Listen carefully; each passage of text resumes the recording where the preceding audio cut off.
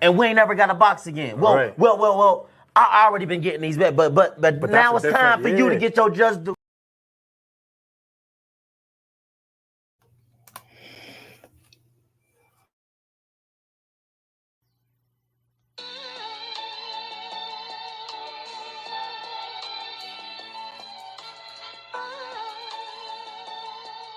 Yeah, you know the deal. We back again. Yo.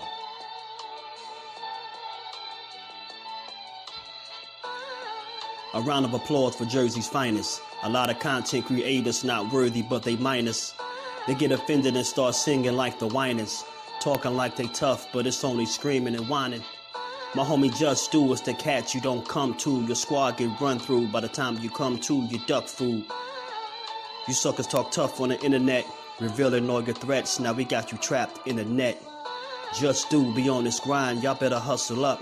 You deadlifted 90 pounds, we doing muscle ups. There's really no comparison. His voice sound like a derringer. Throwing a towel is just embarrassing. My dog Just very philosophical and psychological, and he mixed it all with good boxing news. These YouTubers feel like Bishop, I guess they got the juice, but it's lonely at the top to Just feel like child abuse. Be respectful, he don't want to talk wild and loose. If you can't relate, you get dismissed like a mild dispute. These weird cats will tell lies that they hide the truth. Why beyond views? You lose your life when you collide with dude. It's JusDueBoxing. All you cowards quit jocking. Kirk is official with no other options. Yeah, yeah.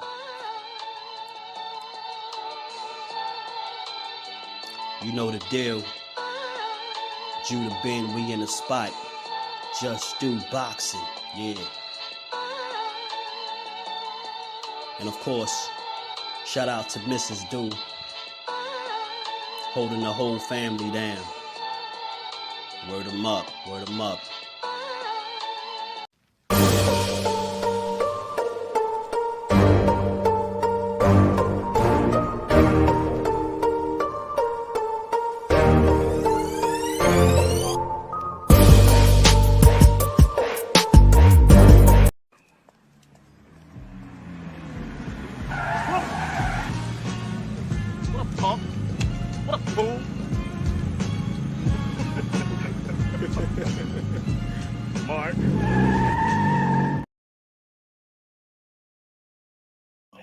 What's good? Salute.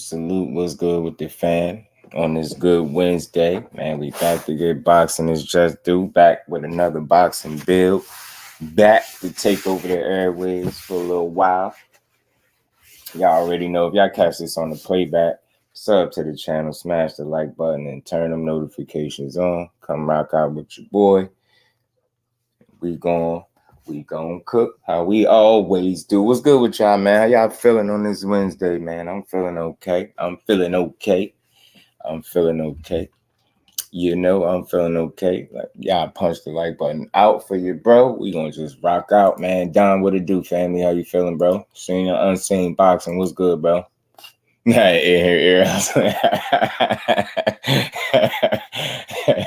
Salute to the queen. Shout out. Always supporting the grind, man. We appreciate you, man. We do. Justin James, what it do, family? How you feeling? William, old school, salute, brother. What's good with it? You got the eyes in the ass. These corner, what it do? Man, yo. I was gonna start this another way, but I think I'm gonna leave it. Yo. Ashley's corner, what it do, Cuzzo? How you feeling? Big Dose, what's good, fam? How you feeling? Anthony, what it do, fam?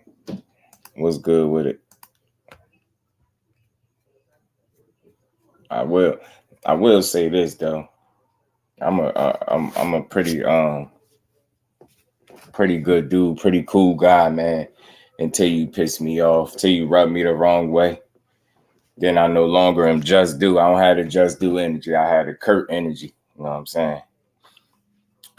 But that's neither here or there, man. What's good with y'all, man? Miss Joette, what's going on, Queen? How you feeling? We love our folks in the East over here in Colorado. Salute to Colorado, man. Salute to Colorado, man. We love y'all right on back, man. Upper echelon, what it do, family? Good cook over there. I was listening in, man, listening to you cook till I came over here, man. Always a good conversation, always a good build. You know, today, man, I seen something today. Somebody sent it to me, a tweet from Bud Crawford. And the reason I decided to talk about this today is because, you know, a lot of the talk has been about what Steve Nelson said out of Bud's camp. It ain't been, you notice, not too many people are speaking about what Bud is saying himself, right? So again, I wanted to be clear, when we was having a conversation, we just speaking as if, you know, Steve Nelson is being, you know, solid with his information. Then, you know, it's a little crazy that he gonna give him a 147 and nothing kind of deal, right? But with all that being said, those were tweets from Steve Nelson. None of it was from Bud. So Bud tweeted earlier, I believe it was earlier today. You hear it? NY salute to NY, salute to the city, man. We love the city, man. So I'm good to come after the show, man. I appreciate you, Upper. You already know, man. You already know we just gonna keep on building, man. We're gonna keep on building. So yeah, like I said, y'all, you know, a lot of, you know, this talk has been, you know, let's be honest, it's centered around what Steve Nelson has been saying. And like I've always said this, his word ain't law, right? He is coming from his camp. He is speaking. He did kind of shoot down the false narratives that he felt like people were spreading. And he kind of added his own information to the mix, saying that, you know, Bud is offering his fight at 147 for EJ. And he kind of hoping he don't take it because he feeling like it's a waste of time. And he want to jump up the 168 3-weight classes and challenge Canelo, do something that's never been done.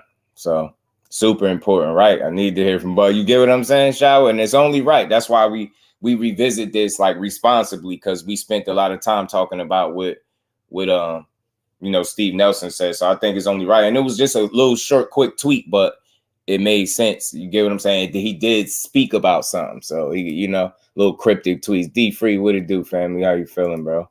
Canada's where it's really at, man. Salute to Canada. Salute to Canada. We need to make a trip. So let me pull up his tweet, man. Let me pull up his tweet. Let me pull up his Bud, let his people say, to test his waters. If it isn't received too negative, then they run with it. Hey, man, that's possible. Upper, man, that's popular. That's possible, bro. Late style, what it do, family? How you feeling, bro? It's definitely possible, man. On some marketing type stuff, right? On some marketing type stuff. I could go with that. I could go with that. But look, man, so this is a simple, quick, straight to the point kind of tweet, if you will. Like, you know, one could only assume if he's saying 180, 168, not too far out of reach. So again, this could be one of those situations where he's just throwing that out there to see how people respond to it, right? I think to some degree this guy has you know, understood, or he at least learned that social media is powerful. And you know, I think, you know, if you can get the people talking about something, then you could kind of gauge the general interest in whatever it is that you're pushing, right? So I feel like, you know, when he say something like 180, you know, 168, not that far, I think he planting the seed. So this could be really him being sincere about, hey, look, man, y'all think 168 too big? I'm 180 now. That's what it sound like. Sound like he's saying I'm 180 now. 168 ain't that far off. You get what I'm saying? So, you know, one would speculate if we'll ever see Bud Crawford at 168, and you can only guess. Big Tex, what it do, family? How you feeling, bro? Appreciate you pulling up. I don't know about that. It's fishy as hell. He gained all that weight. I think that's just the Thomas Hill. What it do, family? How you feeling, bro? And Ninja, just unrealistic. He trolling or out his mind. All did what it do, fam. He said, hey, man, Crawford not too far from 168, so that means he was already getting himself ready to move up the whole time. He never wanted to see the Spence rematch after that tweet. Hey, man, we here to talk about it. He just said he's 6 pounds off weight. You see? He said he capping. I feel you, man. I feel you. Ninja begging for the Canelo fight. I feel that. Look, man. One could only, 1 week only speculate, right? But again, I just want to be clear. The reason why I decided to speak on this is because, a lot of the talk was centered around what Steve Nelson was saying. It's very simple, right? This right here, him tweeting this could be more of the marketing, like more like what Upper's saying. You just throw it out there, see how people respond or react to it, and then you go from there. And to a certain degree, it's kind of smart. You gauging the temperature of the people, right? And you kind of trying to see what people react to it. And I guess from there, you could kind of gauge what direction you should pursue based on what you think people going to get behind or what they have an interest for, right? It could be that. But again, I just wanted to make sure I, kept it balanced and not only just spoke about something that somebody in his team said is cool to hear from him, even if it is a little short, quick tweet. It is what it is. He pretty much telling us he 180. He ain't too far from 168. So, it would be cool to see him there and really challenge himself. That'd be crazy. Because I for one, I never expected to see Bud, outside of 47. Let alone 60 or 68. So, only time will tell. You get what I'm saying? He said, Bud tripping if he posed this ish. This is a rumor you won't get that shot. There's no reason why Jermell Canelo will fight him. They see the bullshit he doing is bad business if he goes that route. I get you. I get that, Justin. I definitely do. A1 Hoop Zone, what it do, Brody? Just 6 pounds off weight for a fight that won't possibly happen in the 2024. Bubba walk around 177 pounds or heavier since he beat Jack Thorne. He showed it. And to your point, Cuzzo, you said 177 or heavier, and he's saying 180. So that pretty much validates exactly what you said. Hurting nobody but Bud. True. I get that. It's a lot better than yes. Oh, okay. I'm glad you're doing better than yesterday, because if Charlo wins, you're gonna have to wait on the rematch. Plus, if Mel loses, I believe the Canelo has Maul. This nigga's gonna be waiting. Might as well fight Spence at 154. Yeah, it's a lot of waiting. I think that has to take place. And I just don't know if that'll be smart. Again, and you figuring, you considering where he at in his career. You 30, you about to be 36. You're pretty much 36 years old. I think, you're looking to finish off strong. I think the best course of action would be to stay active all the way up until your retirement. I think the last kind of situation you will want to find yourself in is somewhere sitting on the sideline, not fighting. And then, especially if you daring to be great and you're going to jump weight classes, essentially, right? If that's something you're going to do, you definitely want to stay as active as possible and acclimate properly to whatever weight class you decide to campaign in. You get what I'm saying? I think that's the smart way to do it, but it's one of those situations where I think you just got to wait and see what he do. You get what I'm saying? Got to wait and see what he do. Claire Charles Canelo fight. If Canelo wins, he will have to put up the WC against Benavidez. Hey, man. Alden, man. Get out of here, bro. Get out of here, man.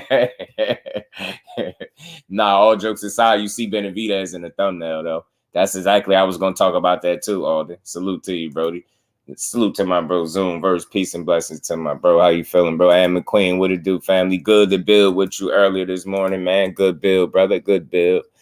Hey, I'm here for it. Let's see what outcome is. Nah, I'm with you, A1. Talk about 6 pounds of a fight that's way away. By the time that happens, you get what I'm saying? In between time, anything can happen. Think Mel going straight for Zoo to get his belt back. Anything is possible in this sport we love. People's choice. What it do, family? How you feeling? No. Bud is a master chess player. He's probably more like 158 and 160 right now. That's the move on EJ. To think he's up in weight. That's an interesting point. Yo, salute to people's choice. How you feeling, bro? This dude really not trying to entertain no rematch with EJ, going against his own words, spoken from his mouth. I get that. I get you. I definitely get that, bro. And being 180 will surprise me. I have a screenshot of the post I just mentioned. Yeah, he was 177 then. Yeah, right. That's why I believe him. I think, you right on point, though, Alden. That's what I was thinking about. Because, see, it ain't just a bug conversation. We really had a conversation about the possibilities, right? A lot of stuff is possible.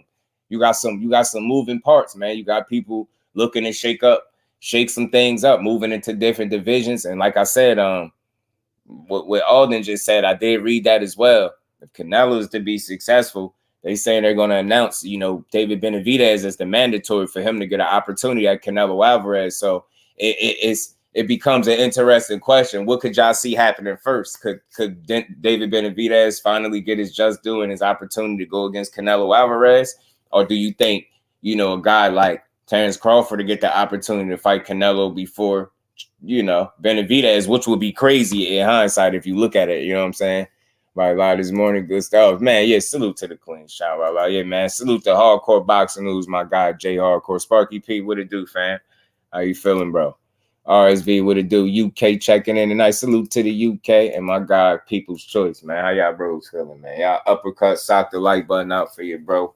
We just gonna keep on building. He looking like Bo Mag if he 180 right now. I had seen a like a recent video, yo, the dude right back in the gym. Realistically, Bud Crawford, he right back in the gym, yo.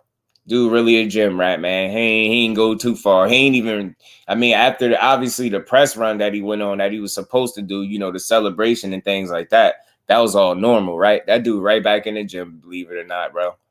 He right back in the gym. Right back in the gym working.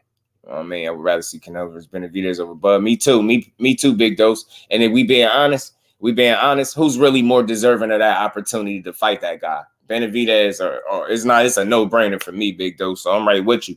That's why I like the fact that Mauricio Suliman did say that, but only if he's going to stand on it. You get what I'm saying? Because there is a very good possibility that Charlo could lose this fight, right? So there's an even better opportunity for them, for Mauricio Suliman to stand on his word, stand on business, and really make that man a mandatory, which would then allow him to truly get a shot at Canelo Alvarez or strip his ass. Like, I'm tired of the games, bro. Like, yeah, it's cool, entertaining. Yeah, you fighting Charlo, yeah, from 154. And to fight, and the whole thought and the notion that you would possibly fight a guy that was just at 147 over a dude that been at 168 right there with you would be crazy. It would be like I don't know, that Benavidez, that's the worst thing that could happen.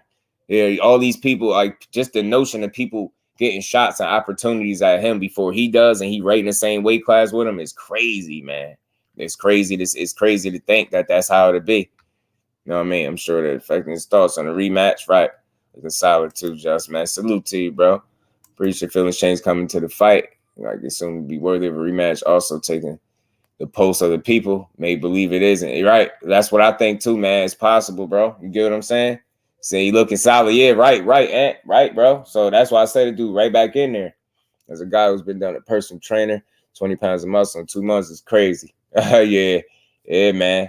I think with that stuff is water weight and just their body reacting naturally to, you know, shrinking down to whatever weight they fight at. You get what I'm saying? I think when they in between camps, their bodies naturally hydrate closer to what their walk around weight is. And I think it just goes to show you that dudes really do cut a substantial amount of weight to make these weight classes and things like that. You know what I'm saying? I think that's what that's telling us. The fact that he's saying he's close to 180 or he's 180. You get what I'm saying? Canelo fight Crawford more over David. Like Canelo say he doesn't fight Mexican no more. Well, if he do, people will question him. He has to choose now, Crawford or Benavidez, in my opinion. Right. And it's going to be pressure. You get what I'm saying? Because you're going to have people saying, well, you already said, you know, fighting, you know, Crawford wouldn't make no sense right now to fight him, right? You said it wouldn't make no sense to fight Crawford. You saying they wouldn't give you credit for it anyway, so that kind of puts you in a position. Do you entertain a fight that you said out your mouth people wouldn't give you credit for, and then complain about the lack of credit given if you so happen to beat them, right?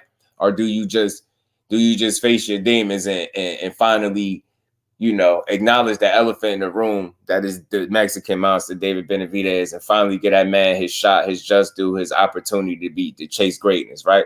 That's what I want to see.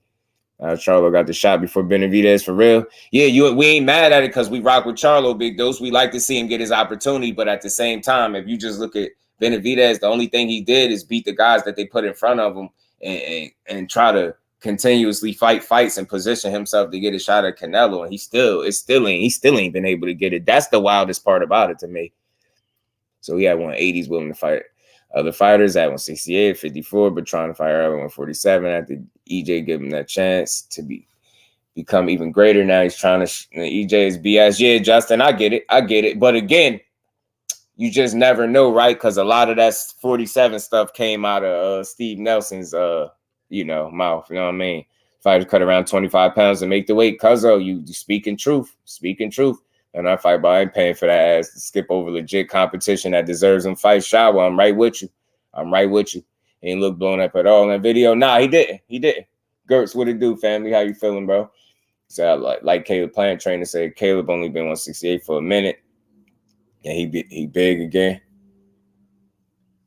Man, that's interesting too. Right. He owed Benavidez. Like, I feel Boots is older shot. Yeah, Don, I think Boots definitely deserve his shot. Jordan C, what it do, family? A Crawford is a troll for that. Yeah. Well, this tweet right here, this saying he won 80. We want to see how the people react to it. Know what I'm saying? He know what he don't. Look at all the laugh emojis.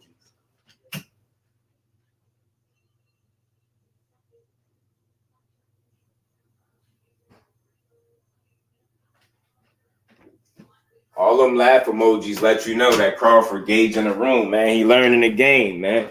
Learning the game on us over here, bro. Dante Hall Boxing Talk, what it do, fans? Just want Crawford to drop the belt, chase his money, and let Boots and Staniels have their shot. That's true. I just want to see him do whatever he feels like, you know, is legacy to him and is worth his time. But I also want to see I want to see a new champion crowned at 147. I ain't rushing him out, but one would assume that all of this talk, like even this tweet here, is you feel like all his attention and focus is outside of 147. So it's only natural for me to feel like, you know, he's gonna move up, he's gonna vacate the belts. But you heard Bernie, I don't know if y'all called it, Bernie the boxer claimed that he ain't vacating nothing. So I mean, if you're not gonna vacate the titles, then what you gonna do? That means you will end up entertaining fighting Boots, because who would it be? What reason would there be for you to hold on to titles in a weight class that you don't plan on fighting again at? You get what I'm saying? So it just wouldn't make a lot of sense. And that would tell me you want to fight Boots. So I got to take that. Even though Bernie his guy, I got to take it with a grain of salt. I just don't know if that's what he's going to do for real.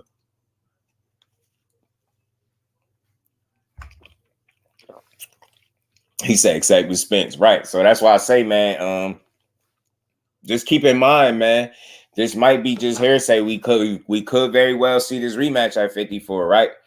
That's why I said, man, Steve Nelson gave his thoughts. I mean, I'm pretty sure he got them from somewhere, but y'all know how the game go. We hear one thing 1 minute and then it switched to something different, bro. So it's going to be interesting to see, man. It really is.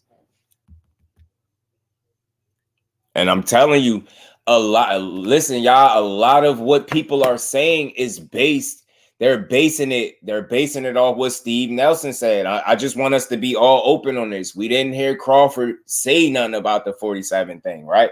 That's Steve Nelson. And when we did hear Crawford speak, this is what he said. So we just don't know. You get what I'm saying? He entertained all possibilities that are upwards of 147 to me. Like he's trying to fight Jermell 160.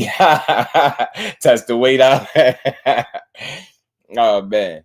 Salute to Timothy, my guy, man. Much love, much appreciation in that super chat. He says, salute, brother Just Do. Big ups from Baltimore. Salute to B-More. B-More is in the building. Salute to my guy, Timothy. This is the guy who predicts 20,000 subscribers by the summer.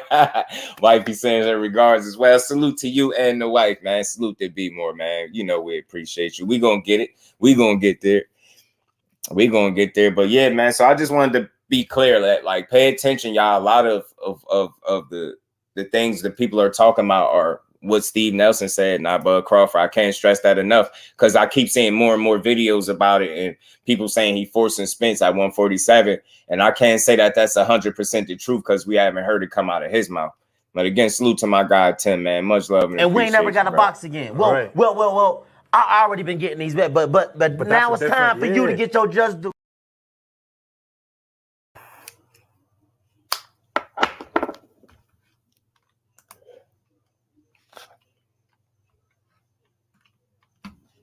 Oh man. Do that biologically. Oh, he ain't talking to me. He said, stall him out, Debo. Oh, yeah, Bud never corrects or speaks against his folks when they be out here talking. I've noticed, right? And just the issue isn't him coming out and debunking. Yeah, he isn't coming out and debunking, and it's true. It's true. That's true. That's true. But you also see this would be kind of, I don't know, backing what Steve Nelson is saying. Because he's speaking about 168, so it's confusing. But if we know Crawford, man, he testing the waters, man. Like bro said, man, upper echelon said, I think he just throwing things out there. Like he allowed his team and certain members of his team to speak, putting certain pieces and bits of information out there, see how people respond to it. And I think maybe he'll come up with a idea of what he want to do based on him trying to gauge the temperature of the people and see what they want, right? Because I'm hearing talks about some Tim Tszyu as well, Dante. I heard something about that too. Feeling like he could probably make some money over there with him. You know what I'm saying? Who knows? You get what I'm saying? I'm saying if you're gonna fight Tim Tszyu, I know it's gonna be people that'd rather see you fight Boots. You get what I'm saying? I know that. Salute to my guy, 177, regardless if him or not. He always allowed sewers waters to surround his name. I get you, bro. He never shoots it down, 817, like Shao was saying. He never comes out and say that's not the case. So again, when he dropped this tweet here, it sound like anything is possible. So who knows, man? He knows. He could be just playing with the people right now. You did. You could be just playing with the people. I'm about to drop the link though for the fan mo. See if anybody want to come up. Y'all could feel free to come up. Bill, let me know what y'all think about this one, man. Let me know. Do y'all see Bud Crawford higher than 147? Do you see him in 54, 60, 68? Any of that good stuff, man. I think Bud cares about what the people think at this point. Bud's been alive, been feeling himself. I would listen to believe in anything. Bud tweet. I feel you. Behind the Hands TV, my guy. What's good with my bro, man? How you feeling, Brody? Initially, Bud said he wouldn't go to 68. Nelson can say whatever he wants. It's clear. Uncle Al's is telling Bud where the money is. Bud is currently a PBC fighter. Talk to him. Oh, my God, man. Salute to Brody, man. How you feeling? Yep, you trying to step all over EJ's toes anywhere EJ thinks he's going to go. Bud trying to be there already. Good point, Shower. Good point. That's a good point right there. That's a damn good point. You might be right. Could be right. Could be right. And it's a matter of just throwing things out there, spitballing. You never know for sure if that's really what's going on, right? So it's more games though. It's more gamesmanship, I guess, on his side, man. And you know, I think he just milking his positioning right now. He's just having fun with this, man. As the laughing emojis tell me that he's paying attention to what people been talking about. He know that it's a lot of conversation about 68 and stuff like that. So that's what he know.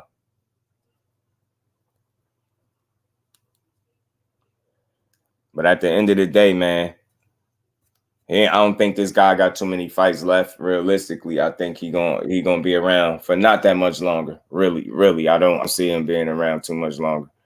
Teach, what it do? Teach, how you feeling, bro? My bro Mo, what it do, family? How you feeling, bro? What's up with it, bro? What's going on with it, man? Talk to Ain't me. nothing, man. Ain't nothing, bro. You know what I'm saying? When you see your neighbor outside, ain't nothing wrong with stopping and saying what's up before you go in the house, man. Right. You know? What's good, neighbor? What's happening? Yeah, what's happening, neighbor? Yeah, what's going on? Nah, man. I see you over here building, man. What you chopping it up for, man? You know, I just try to do a little follow-up because I know, you know, like it's been a lot of talk and it still is a lot of talk about what Bud next move is. And, you know, when Steve Nelson came out and said all of what he said, it got a lot of people talking and it still got people talking. I just seen another notification now saying Bud forced EJ at 47. So what I wanted to do is, you know, give Bud his opportunity to speak. And that's what it was. He said 180. What I honestly think, fam, is that Showtime and people want a rematch. That's what I really think. And because the first fight wasn't as competitive, this is no slight to Errol. I really rock with Errol. I rock with everybody who get in the ring. But I just think based on that being such a lightning in a bottle, that circumstance, the planets align, you got belts on the line, undefeated records and all that other stuff, and then they did right at 700,000. Then the fight wasn't very competitive, you know, and the odds of them doing that number again is so slim that I think PBC is probably looking for an out. If everybody heard Earl say he'd rather go to 54, and if he tell them, oh yeah, you're gonna have to fight me at 47 or 48 or whatever number he said that wasn't 54, to me that's like, well, what can we tell him to say, fuck it, he don't want to do it. You know, that's what it looks like. And I don't think that's necessarily Bud. I know people gonna slander Bud and he's terrible. He should fight him, whatever, man. But he jumped down to PBC like the world was asking him to do. He there now. And to me, Al is driving the boat. You never hear Al talk. You never see Al in person. Al speak through actions and money. But what I think is the opportunity for Bud to make more money comes from, you know, Canelo or a Jermell fight. Those things are probably bigger. The build with the Tim Tszyu fight to say, hey, if Bud snatched that belt from him, he could say, okay, what's up now? You want your undisputed stuff back? Come get it, or whatever. I mean, however they could build it. But you also got to keep in mind, and I keep telling people this, Bud, let's just say he fought Errol. He did fight him one time. He got 2 more fights over there on that side of the street. Canelo's going to fight on the 30th. So let's just say today is the next day after the 30th. You got 2 guys that aren't PBC fighters on the PBC roster. If I'm Uncle Al, I'm looking for an opportunity to capitalize and make the most money while I can with guys who I temporarily have. So, I mean, what I see is business, not slight toward Earl or, you know, I'm trying to freeze him out or stuff. I don't think it's that. I just think that with Earl losing so convincingly, I'm not going to say they dumped him in the trash or left him on the curb, but man, the big money fight will be Bud versus those 2 guys. You know, so, I mean, I think that's the direction that they probably want to build at, in my opinion. I could be wrong. Nah, but that's why I like having these conversations, because it's a number of different things you could explore. And like I said, I know the easy one is to aim it all at Bud and say what he is. And again, I'm not saying that people are wrong, you know, but I know it's you know, we don't know that to be sure 100%. I know that's the feel of it. That's, you know, that's the energy. It seemed like he about to take you through another, you know, long, grueling negotiation 2.0. But like I said, I think it's a deeper, in-depth conversation to have. And, you know, I don't think there's nothing wrong with exploring other possibilities of what could be going on here. And that's what I'm all about. I hope people get that. You know, Bud is not off the hook, but he ain't at fault. And it's not always about trying to blame somebody. It's really trying to understand, engage what the hell they doing and what's going on.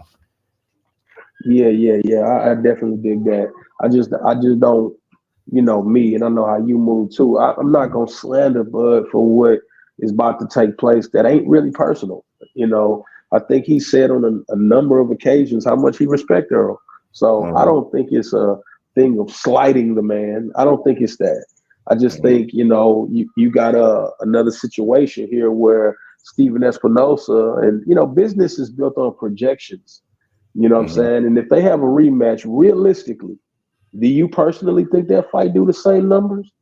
That's what I'm saying. And I think some of what we seeing is a byproduct of the fight playing out in a way that so many people didn't expect. So now you're hearing, you know, some other, you know, we know what what certain people thought was the immediate course of action was the rematch. But I think if you truly considering how the fight played out, you at least got to understand that this is possibly why some of these things are on the table as well. If that makes sense, you get what I'm saying? Nobody can say you predicted for this fight to be this, you know, one-sided. Right? So with that, you got to consider things going back into that. Is it going to make the same money, right? If he's asking for money, where does that come from? Is that a potential roadblock? Like, you get what I'm saying? It's a lot. It's a lot to consider. So I like having a conversation, because we don't. A lot of these fans, is dope that we fans, but a lot of these fans, one major ingredient that they forget is that these promotional companies and these management companies, they don't give a good goddamn about some legacy.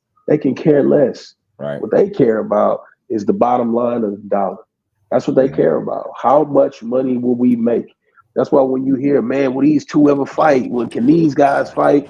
They not looking at it like, oh yeah, this is a legacy fight. We got to make this. They not looking at that. They looking at how much money can we actually profit from this.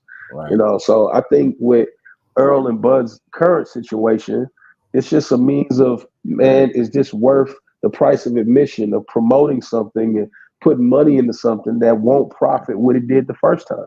So, you know, I don't think it's, as much as I like to say, oh man, he contractually obligated and all that, but this ain't Tyson Fury versus Wilder. That's not what this is. You know, as many people who are gonna look at it like, oh, he owes him a rematch, and he does contractually. But at the same time, I don't even think Bud has complete control of the destination of where the boat going. You know, I mean, I think, yeah, he can suggest, because let's be real. I mean, a lot of people gonna skim over stuff. He's saying 47, 48 now. But have you ever heard Bud in an interview say, man, you know, I'm gonna go to 54? Have you heard him say it? I've heard him say it. Yeah. I've heard him say it.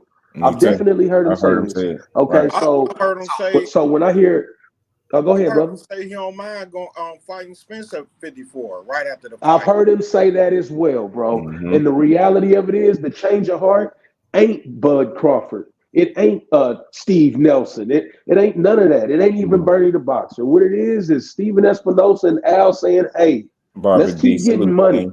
How you feeling? Let's continue to get the money. Let's go get the bag. Okay, you up, right? You haven't had this type of fanfare, notoriety, or even a celebrity his whole career. Let's go ahead and capitalize on this. And the best way to capitalize on it ain't to fight Errol in a rematch. As much as I would watch it, I'll watch two crackheads fight in the alley. I don't care. But the reality of it is, these dudes looking at money and bottom lines, and I think that's what's gonna deter that fight from happening. That's what I really think, bro. Right. Hey, let me ask you something, bro. Do you think if Bud fight Tim Tszyu, that's a pay-per-view fight? If it's on PBC, it will definitely be on pay-per-view. Do you think the reason why? Do big numbers? Yes, simply because Tim Tszyu is the biggest fighter in Australia. Yeah, I think he'll get a lot of the Australian crowd, but how many people? I still don't believe that Bud is a bigger star than Spence. Just because I'm not. I don't think that matters at this point. You know what I'm saying? Oh, it matters. It matters. It don't. I don't think it. Being able to make people push that pay-per-view button and putting seats in asses and seats always matter. Hey, about 3 years ago, Tim Tszyu and his team offered Jermell Charlo $10 million flat to come fight him. That's what they offered him. The country of Australia put that money up for Kambosos to fight Devin Haney. What I'm saying is, they definitely back boxing out there. And I definitely know that Tim Tszyu is the most popular active boxer in Australia. I don't think that Bud is a more popular fighter than Errol and this and that, but in this equation, I don't think it really matters, simply because it's Bud that won. It don't matter. You know what I'm saying? I think Steven Espinosa and Al dismissing Errol right now and saying, Bud, you my cash cow now. So tell Errol you're gonna fight him at 47. You think they telling him that? Yes, and it's not necessarily because that he's their cash cow, not because he's their cash cow, but because they've only got him for a limited amount of time. How many times have you ever heard Errol say, I started my career with Al and I'm gonna finish with Al? They got him. He ain't going nowhere. He'll be there. I think after this 2 more fights, Bud Crawford ain't over there at PBC anymore. I think they just trying to seize the moment while they have him, and they just gonna take him on a tour of these next 2 fights. Regardless if that's, I ain't never seen I like when Al got somebody that he done built from the ground up like that. I ain't never seen him just throw him to the wolves like that. Be like, work against their best interests. I don't think they want to intervene and work against Spence's best interest to Okay, try to okay. sabotage him. Let me respond. Let me respond to that, OG. I don't think it's sabotage because, and I agree with you. Al don't throw guys away. You know what he does before they're done? Right, He Barbara. gives them their highest payday possible. Rather that be Keith Thurman fighting Pacquiao, rather that be Sean Porter getting his biggest guarantee against Bud, rather it be Berto fighting Floyd, rather it be whoever you want to name that he started with, he don't throw them away. He pay them their biggest payment they've ever received before they're done. How much money did Errol Spence just make? He made a lot of money, and so did Bud. So what is Earl's Pacquiao or Floyd? What is Earl's? We may have just saw it. So you saying it's over for Earl in their eyes? I think the marketability of marketing an undefeated unified champion is over. That is over. Yeah, I mean, of course, the undefeated unified champion, that's over. You definitely answered your question. He's still very marketable, bro. I'm not saying he isn't. I'm not detracting from Earl, is what I'm saying. I'm actually just placing the conversation of Earl to the side because due to him not winning the fight, in business-wise, it changes the course or the way the fight went. It changes the course. I know a lot of people that say if they fought at 54, they'd pay for it, including myself. I dig. I respect that. Me too. Bro, I will pay to see two killer bees fighting in the microwave. I pay. You know, I don't give a damn. You know, if it's a fight, I want to see it. Killer bees. I heard that. Right. Hey, that's my guy right there. I want to say this real quick too, man. People y'all gotta understand what a conversation really is, and when you trying to go in depth, you're gonna go much farther than what everybody else is willing to go. And what I'm saying simply is straight up.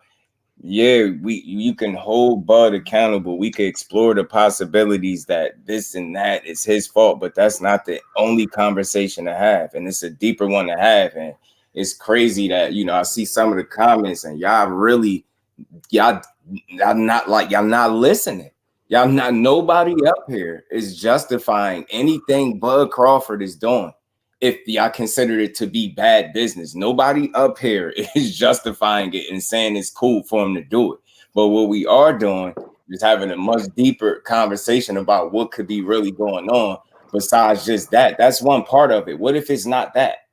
You get what I'm saying? I have an issue just taking one approach to conversation that could go so many different places, because I just got told, and people was very adamant in trying to convince me that this fight wasn't going to never happen in the first place because one of the guys that was scared. And could you believe the guy that they said was scared is the guy that won? So that's I can't just. Hey, I eat some crow in a. Chavez was good. I eat some crow in a braggadocious way. I had a full on out argument with 50 Cent about the fight not gonna happen. Right. You seen it. I sat there and told him it wasn't gonna happen. And it happened. Right. I mean, period. When we think things, that does not equate to end all be all. And then another portion of it is boxing is way more complicated than just, he's scared or he don't want to fight. It's way more complicated than that. And in this situation, bro, what I'm saying is it's more complex than just trying to blame one party. We just went through a situation where everybody wanted to do that. I want to have a deeper conversation because it could be what people are saying, but it could also be some of the things that we're speaking of up here. It could be that. That's what the conversation is about. It's not the end all be all. The fact is we don't know. So when you don't know, you can't sit up here and present you know, your talking point, like you have all the answers to the situation, and everything you saying is exactly that. So it's no reason to talk about any other possibility because it's 100% on Bud Crawford. It's him. He's a sneak. He's a hoe. He's doing this. That's the rhetoric, man. I'm trying to have a real conversation. That's all right. We did that already, but I want to have something that's with more substance than just that, because it could very well be some of these things that we talking about up here. That's all I'm saying. If it is, we find out that, you know, the information come out and it is what people saying it is, y'all know how I give it up. I'm going to call it accordingly, but I'm also going to be fair to every situation I speak on in boxing. I'm not here to tear everybody down. Again, when a fighter is moving in a way that we can't understand, shouldn't you try to understand or make sense out of it the best way you could? That's what a conversation is. It'd be open and you can only. I came up here. Oh yeah, well, the reason all of this is going on, Bud Crawford's a hoe and he doesn't want fighting. He's a sucker and that. What if they do fight at 54 and Spence win though?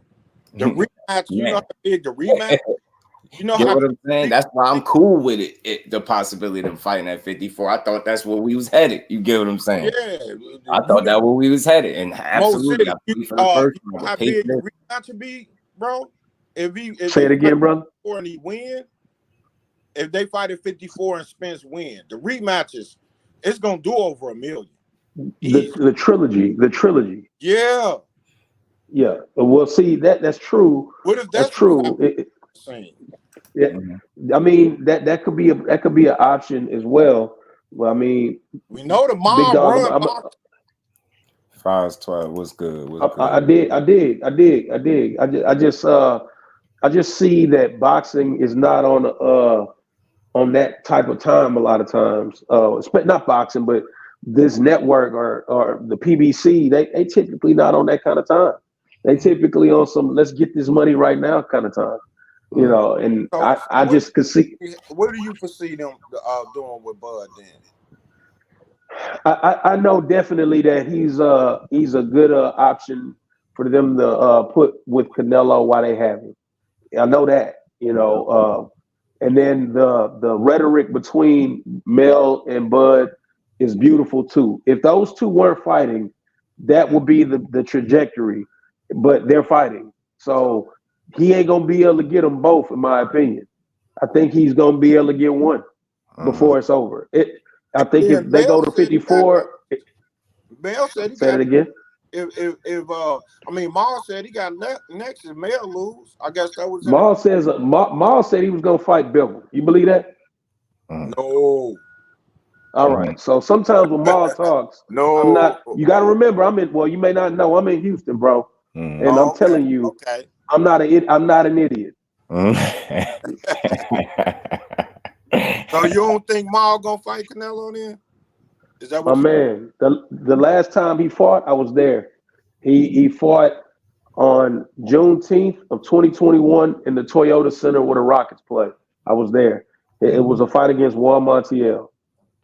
I actually frequent Ronnie Shields' gym. I mean, I go check out what he's working on. I'm real close, not gonna say super close, but I have a good relationship with Ronnie, and I go check out his prospects and what he's working on, this, that, and the third. And I do know that man has been dropped off like you do your kids on the weekend to Roy Jones Jr.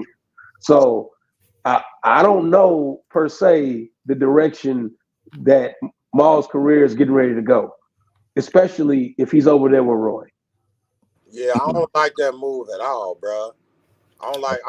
Roy can really coach boxers, man, because he tried to turn them into him.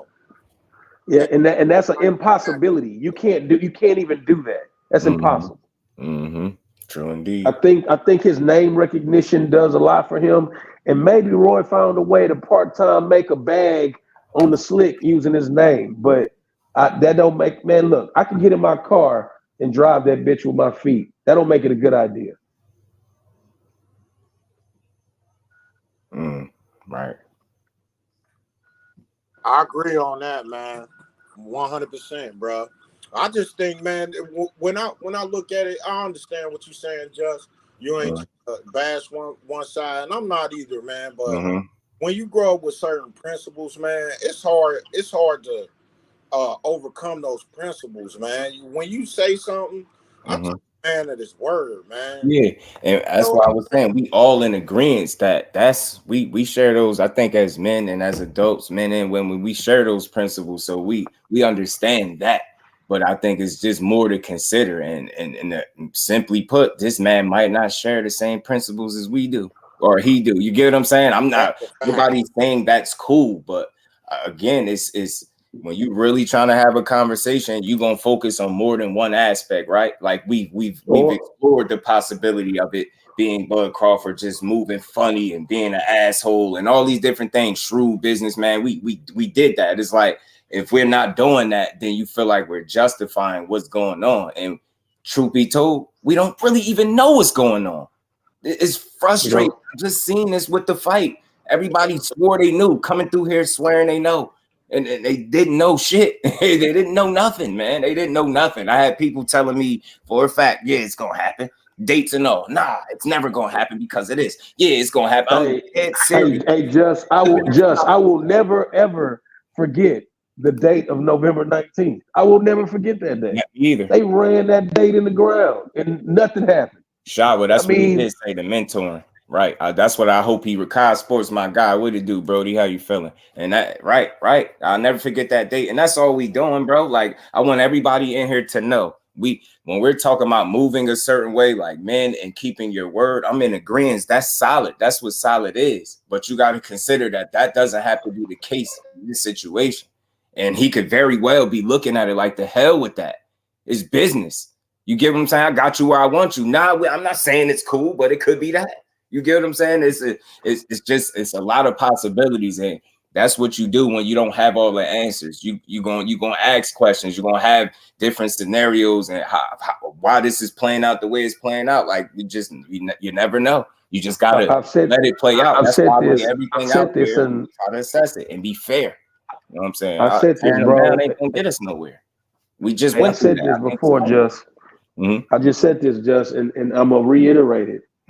Because a man says something in that circumstance, and he got to hold up to his word and this and that. But see, the thing about it is he's working with somebody, being Al or Espinosa, and your word ain't the only word that matter at this point. You know, I mean, I recall Bud saying something a while ago about opening up books. Always 100. Let's see the books and things of that nature. Okay. If they did that and that's what occurred, you best believe that's what they own right now. As far as the projections, if this were to happen again, I'm sure Espinosa ran these numbers at him, or potential numbers or projected numbers. I'm sure these numbers are getting thrown around. My point is, it ain't just all him making one decision and then that's it. I don't think that's the case. And consider this too, bro. Like, didn't they just say that he went against his advisors the first time to make this fight? Yeah, they did. Correct. Right now, look at the first. Now, this would probably be what we would consider, if we can, from what we see, this would probably be the first time you went against your advisors. You get what I'm saying? And then look how it played out. How do you know that they're so gung ho to make another fight? You just don't know. That's you don't know. Like you said, say, bro. Good numbers. Hey, bro, I'm on my channel. You know, I talked to Austin Trout. Right. And I remember me and you've had this conversation before, but Austin Trout was getting ready to fight. Well, he wasn't getting ready to fight Canelo.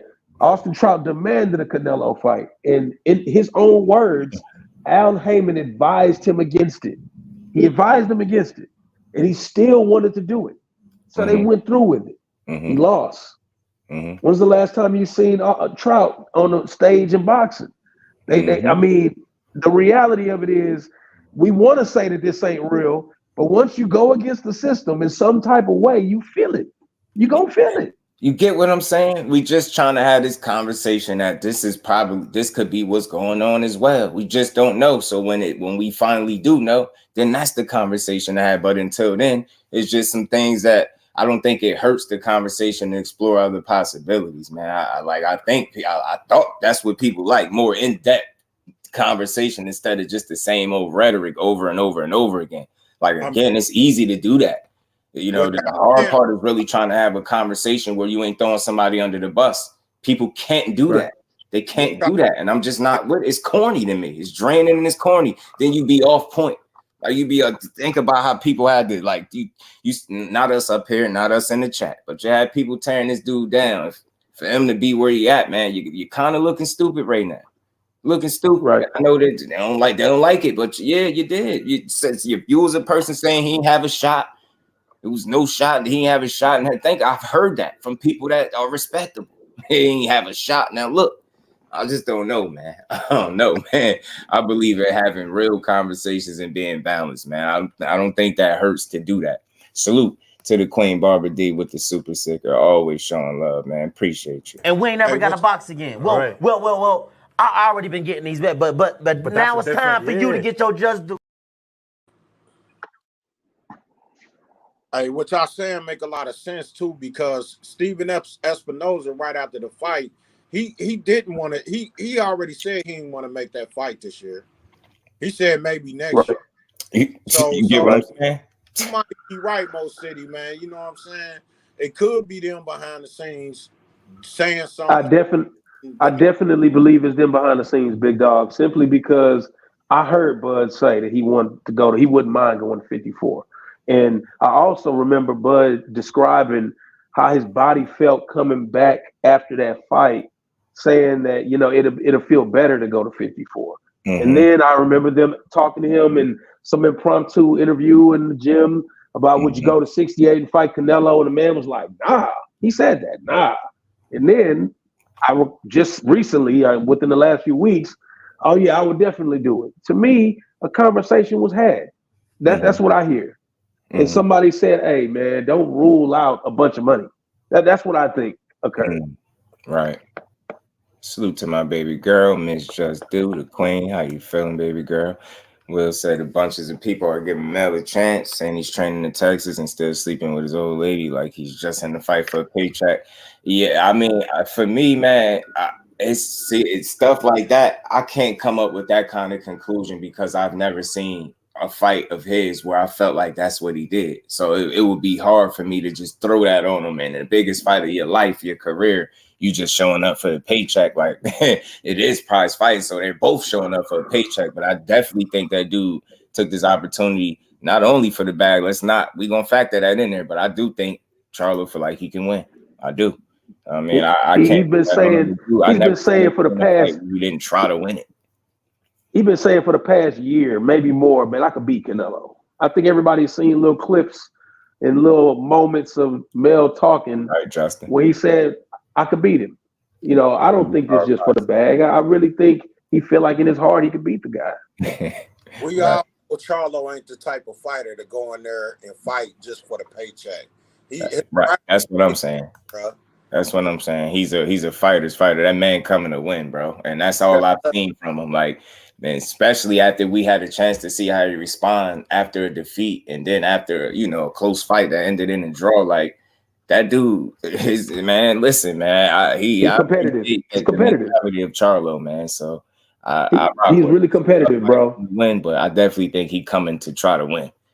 And it's all good. The reservations, like, it's nothing wrong with having those reservations. I just want to make sure people understand that I recognize everything that people are saying when it comes to that. But I think I've been a lot of places. It's like everybody's only focused on that. And I just know that it's got to be deeper than that, or it's much more of a conversation to have. Like, we explored that. That's what it is. It ain't going to change, like, how people feel and think he moved. But again, just trying to consider the business and again, the unexpected outcome. Nobody could have predicted that.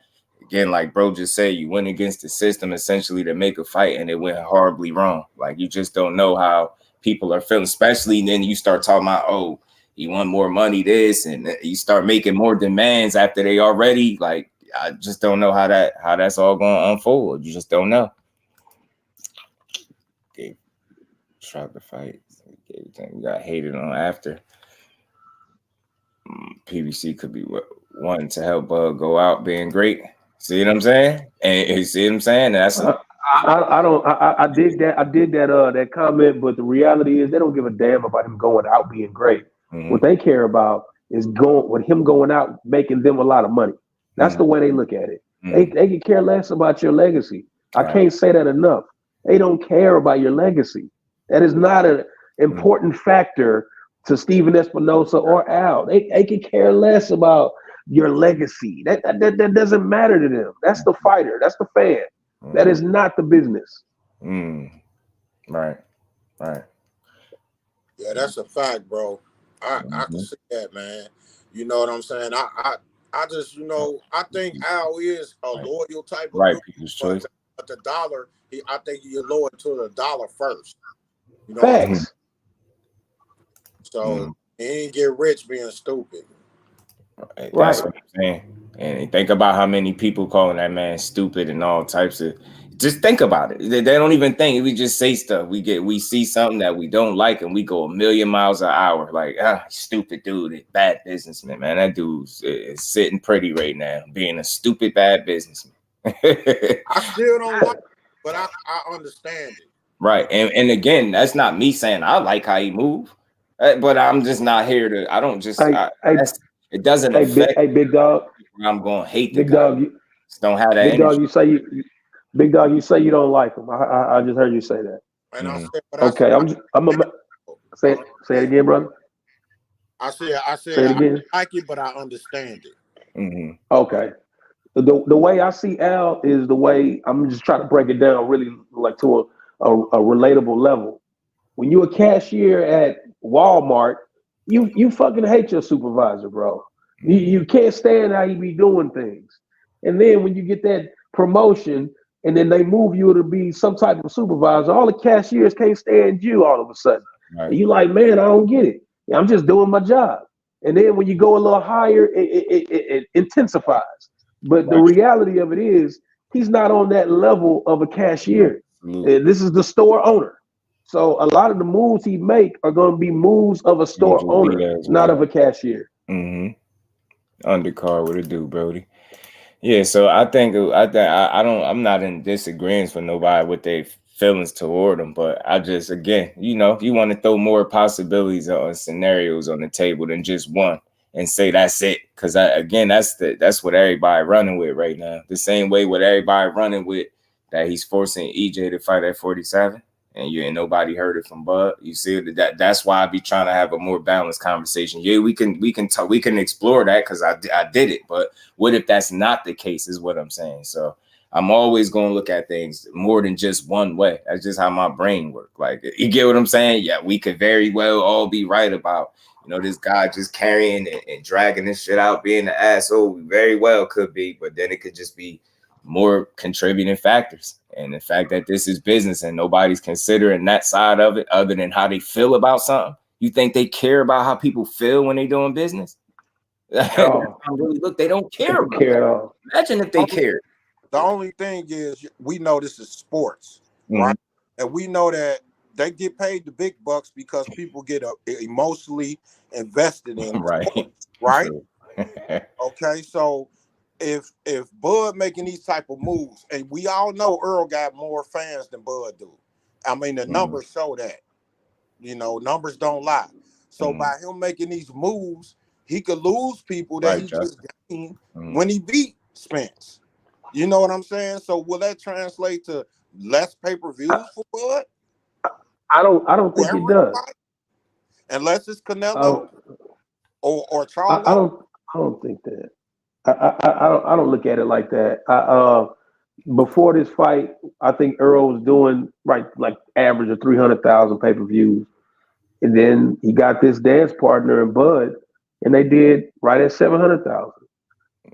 Was that all Earl? No. Was it all Bud? No. Did Bud gain some fans from that fight? Yeah. Did he gain some detractors? Of course. But using the Floyd Mayweather aspect, big dog, he didn't sell pay-per-views based on you liking him. He sold pay-per-views based on you wanting to see him lose. Also, he sold pay-per-views based on who he was fighting. Sure, I agree. No, when he fought them lesser competitions, his pay-per-views was miserable. Absolutely, I believe you. I agree. But and that's that is why I believe Al and Espinosa will become more particular about his next two opponents. So who you think he can make more money fighting right now than fighting Errol? I don't know what they're willing to do. You know what I'm saying? The reality of it is, if they told him, I give you, I don't know, at 18 million to fight Tim Tszyu, should he not do it? You know what I'm saying? Right. I mean, right. But would they give him that? I don't know. I don't know, bro. You know, the reason why I don't know, simply because the reason why I don't know is because that could be a nice holding spot that creates a lot of options after that fight. Because after that fight, I'm willing to bet Bud is the new WBO champion at 154.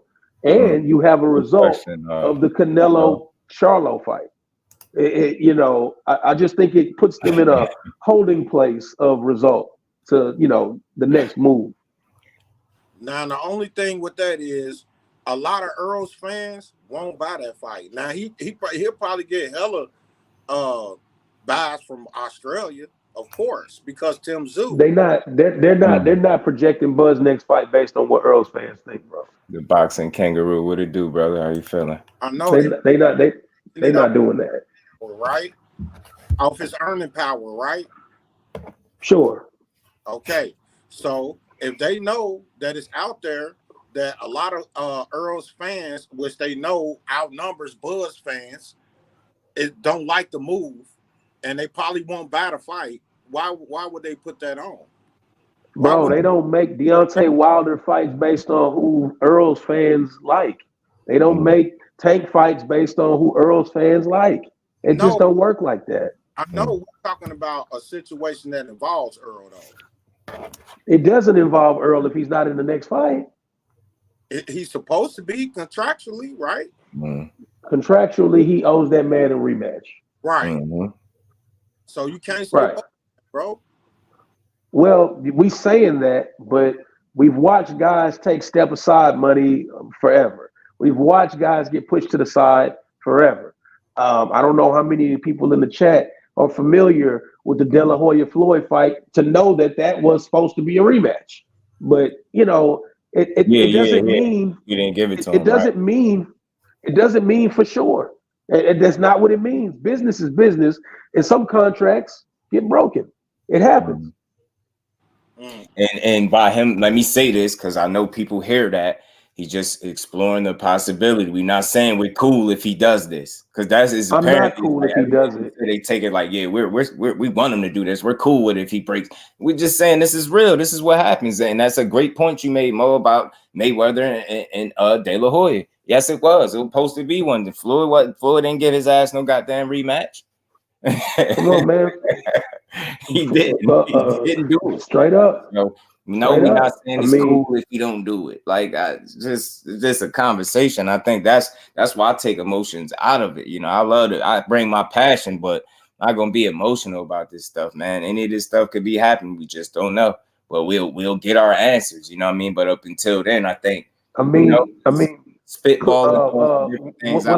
What's the guy? Fury and Klitschko was supposed to be a rematch. I mean, this shit happens. I mean. It happens. We watch it happen a lot.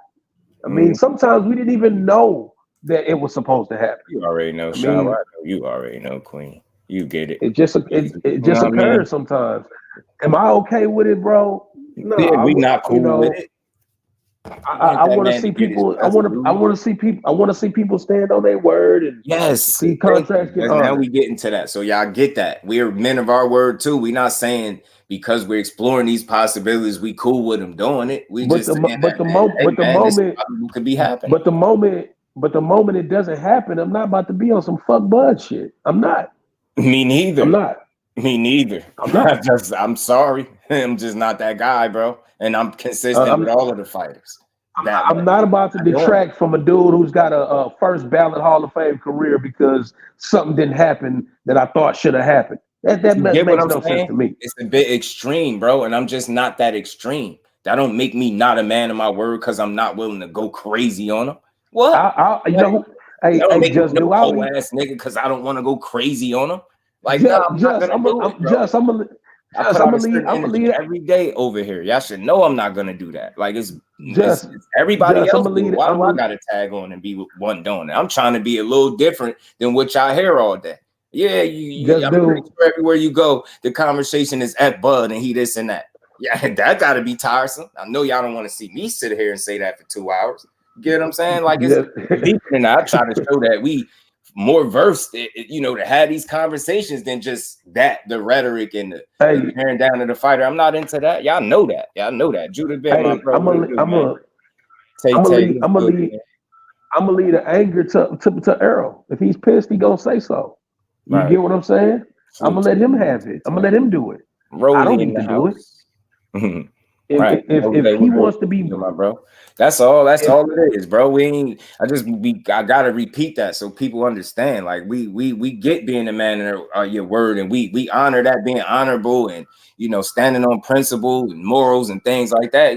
That's what we on. But we understand that he doesn't have to apply that to this situation. He can be a piece of shit and he wouldn't be breaking no rules. He would just be being that an asshole and whatever else you want to call him. But at the end of the day, it's possible. It could be that, but it could be something else. That's all it is, man. But man, I remember before this fight, I remember before this fight when the first time it fell apart. Right, and I remember the whole world blaming Al Heyman for it not happening. Yes, and they were mad. They were mad that Al wouldn't let it happen. Now, guess what? Bud's a PBC fighter, and we about to call Bud a hoe? Come on, bro. The liability don't lean on Al a little bit no more. I mean, what happened? I mean, Joker, I'm team Bud. I'm team boxing, and I always try to have conversations that if it don't do nothing else, that. Like I'm just like, man, I'm not team anybody. I like to go that straight line. I like to play straight down the middle and give guys the credit where it's supposed to be. Try to understand in areas where other people don't want to. You get what I'm saying? It's easy to think that's the part that confuses me the most and it trips me out. When we speaking on a lot of this stuff, think about how much, we got limited information as is, right? Think about how much other information that we are not privy to. So to sit there and act and be the judge, jury, executioner without so much other information is crazy to me. You get what I'm saying? That's why we have questions. That's why we throwing scenarios, because you don't have all the answers to what you're discussing. So you try to build off that. And I don't think people get that. You get what I'm saying? It's that simple, bro. Man, but before this fight, and I will honorably say it, I picked Earl to win. Me too. I wanted Earl to win. Me too. With me saying what I'm saying, there's no bias to what I'm saying. Right. It is not oh man, this guy just backing and defending. But no, I'm defending boxing, bro. Right. No defense. It don't happen like that. I ain't defending him. That I say to each his own, bro. Flawless mentality, Dr. Mark. What's good, OG? Everybody gonna move how they feel they should move. You know what I'm saying? And I got to admit, and I think everybody should admit, we wouldn't even have got this fight if it wasn't for Spence. We know Spence's team. I agree. We know that. Indeed. Gave up his A side. We know that. We know that's why he deserved his rematch, Big Dose. You get what I'm saying? Off that alone. I agree. You get what I'm saying? I'm with that. That's why he deserved his rematch. I don't think I'm wrong for feeling that way, bro. Nah, you're not. See, you're not wrong. That's not wrong, bro. Yeah, you're not going the route of tearing them down either, though. You're just saying how you feel based off how you feel like this situation is playing out. There's nothing wrong with that. You know what I'm saying? It's just me feeling like people expect me to like nail them to the cross. I'm not doing that. Yeah. And if you can point to one fighter in boxing that I've done that to since I had a channel, then I could understand why you would expect me to go there now. But if you never see me do it to not one solitary fighter, though, I think, to be honest, the only fighter I think I gave the most to was ALVAREZ because of the position that he's in. Even with that, I never tore him down.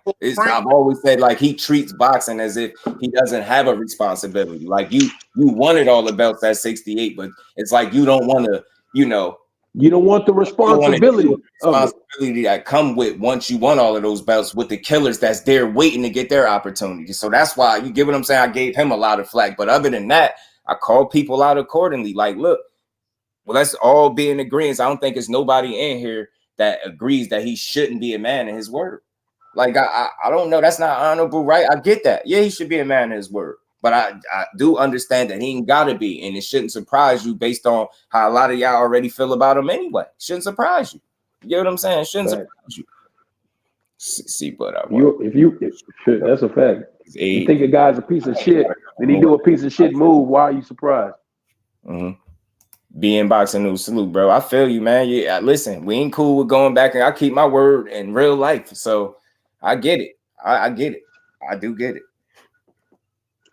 I do get it, man. Spence winning too. Also, yeah, man. A lot of us did, man. I had no problem saying I was wrong, and you know, sometimes that's what it is. That's why I explored even with my pick. If people listen, I still had ways where he could win as well. That's just being balanced to the fight. If you say it's a 50 fight, it obviously got to be ways that Crawford could win the fight. You get what I'm saying? So I don't think there's nothing wrong with picking either guy, man.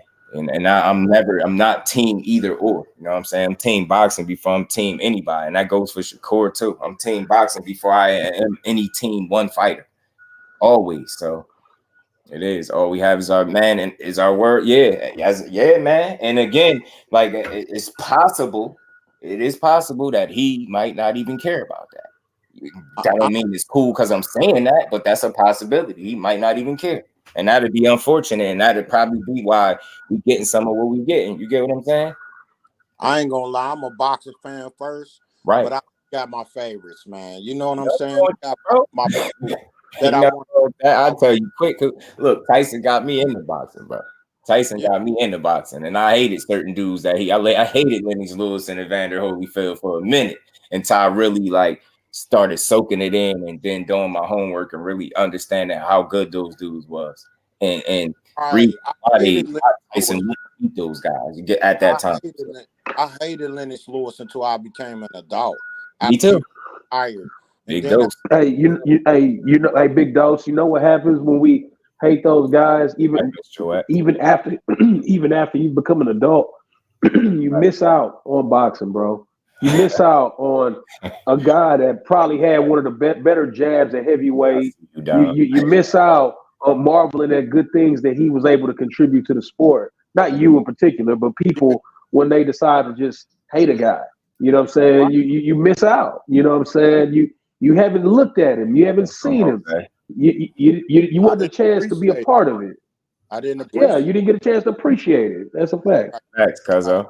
Like that's why I say I'm gonna get out, man. Let y'all cook. Y'all got this handle, man. But you right, Just, man. You gotta take different angles, man. You can't. That's all we do in big dose before you get off. It's about trying to provide the depth for the listeners. Like it's maybe y'all heard an angle that y'all didn't hear and you could appreciate it. We're not saying that that's what it is, but we showing you we're not being lazy in our thought process with this situation. People don't get it. Like we really sit here and put our thoughts to this. It could be a number of different things. It's very easy to be from the outside looking in at any situation and have a ton of criticism for it. That's the easy part. The heavy work is in trying to really go in depth with the conversation and go deeper than just the typical rhetoric that you hear from person to person. Like that's the easy stuff. Bitch, whole ass nigga. Yeah, you get what I'm saying? All right, cool. Look, I'm not even going against none of that. I don't tell nobody they wrong when they say that if that's how you feel.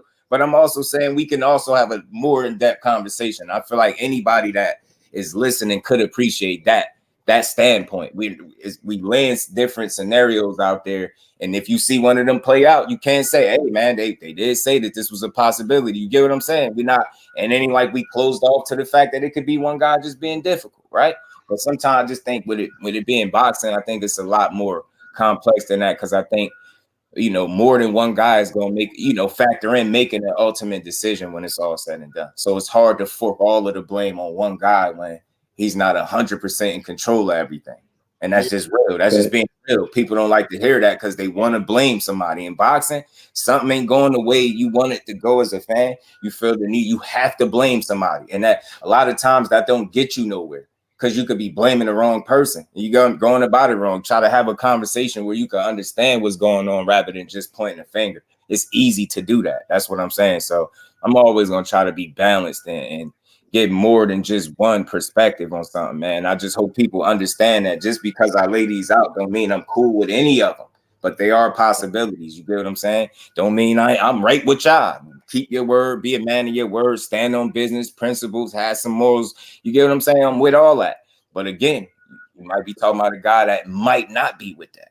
And that's the part that shouldn't surprise people. Like I said, if they feel a certain way about him already. You know what I'm saying? It's that simple. I'm definitely gonna subscribe to you, bro, and check you out, man. Because I got to admit, I still don't like the move so far, but Bud ain't said nothing, so we can't really go in on Bud. You know what That's I'm saying? all I was saying, Big Dose. Just like I'm leaving some breathing room there for the brother, like you. And then when he did tweet it, I don't know how people look at it. He said 180, not too 168, not too far off. Like you get what I'm saying? So I don't know what you get what I'm saying. That's what he said. That's his most he spoke on this situation. You get what I'm saying? So, yeah. But I'm gonna fall back in the chat, man. You know, Big Dose, appreciate you, bro. And yeah, man, anybody in the chat, man, if y'all haven't, man, y'all check out my bro Behind the Hands TV, man. Always putting in real work, real content, man. I'm telling you, want a good channel to follow? There you go. I will punch you in. Boy, wait till November come, man, and the homie potentially is fighting for one of Bud's belts. Man, for the ground, and he's involved. Like he's what I call one of the assets to the sport, man. That's that, and I mean it. So y'all go tap in and check. I appreciate that. Appreciate you, fam. He said Ward versus Edison Miranda.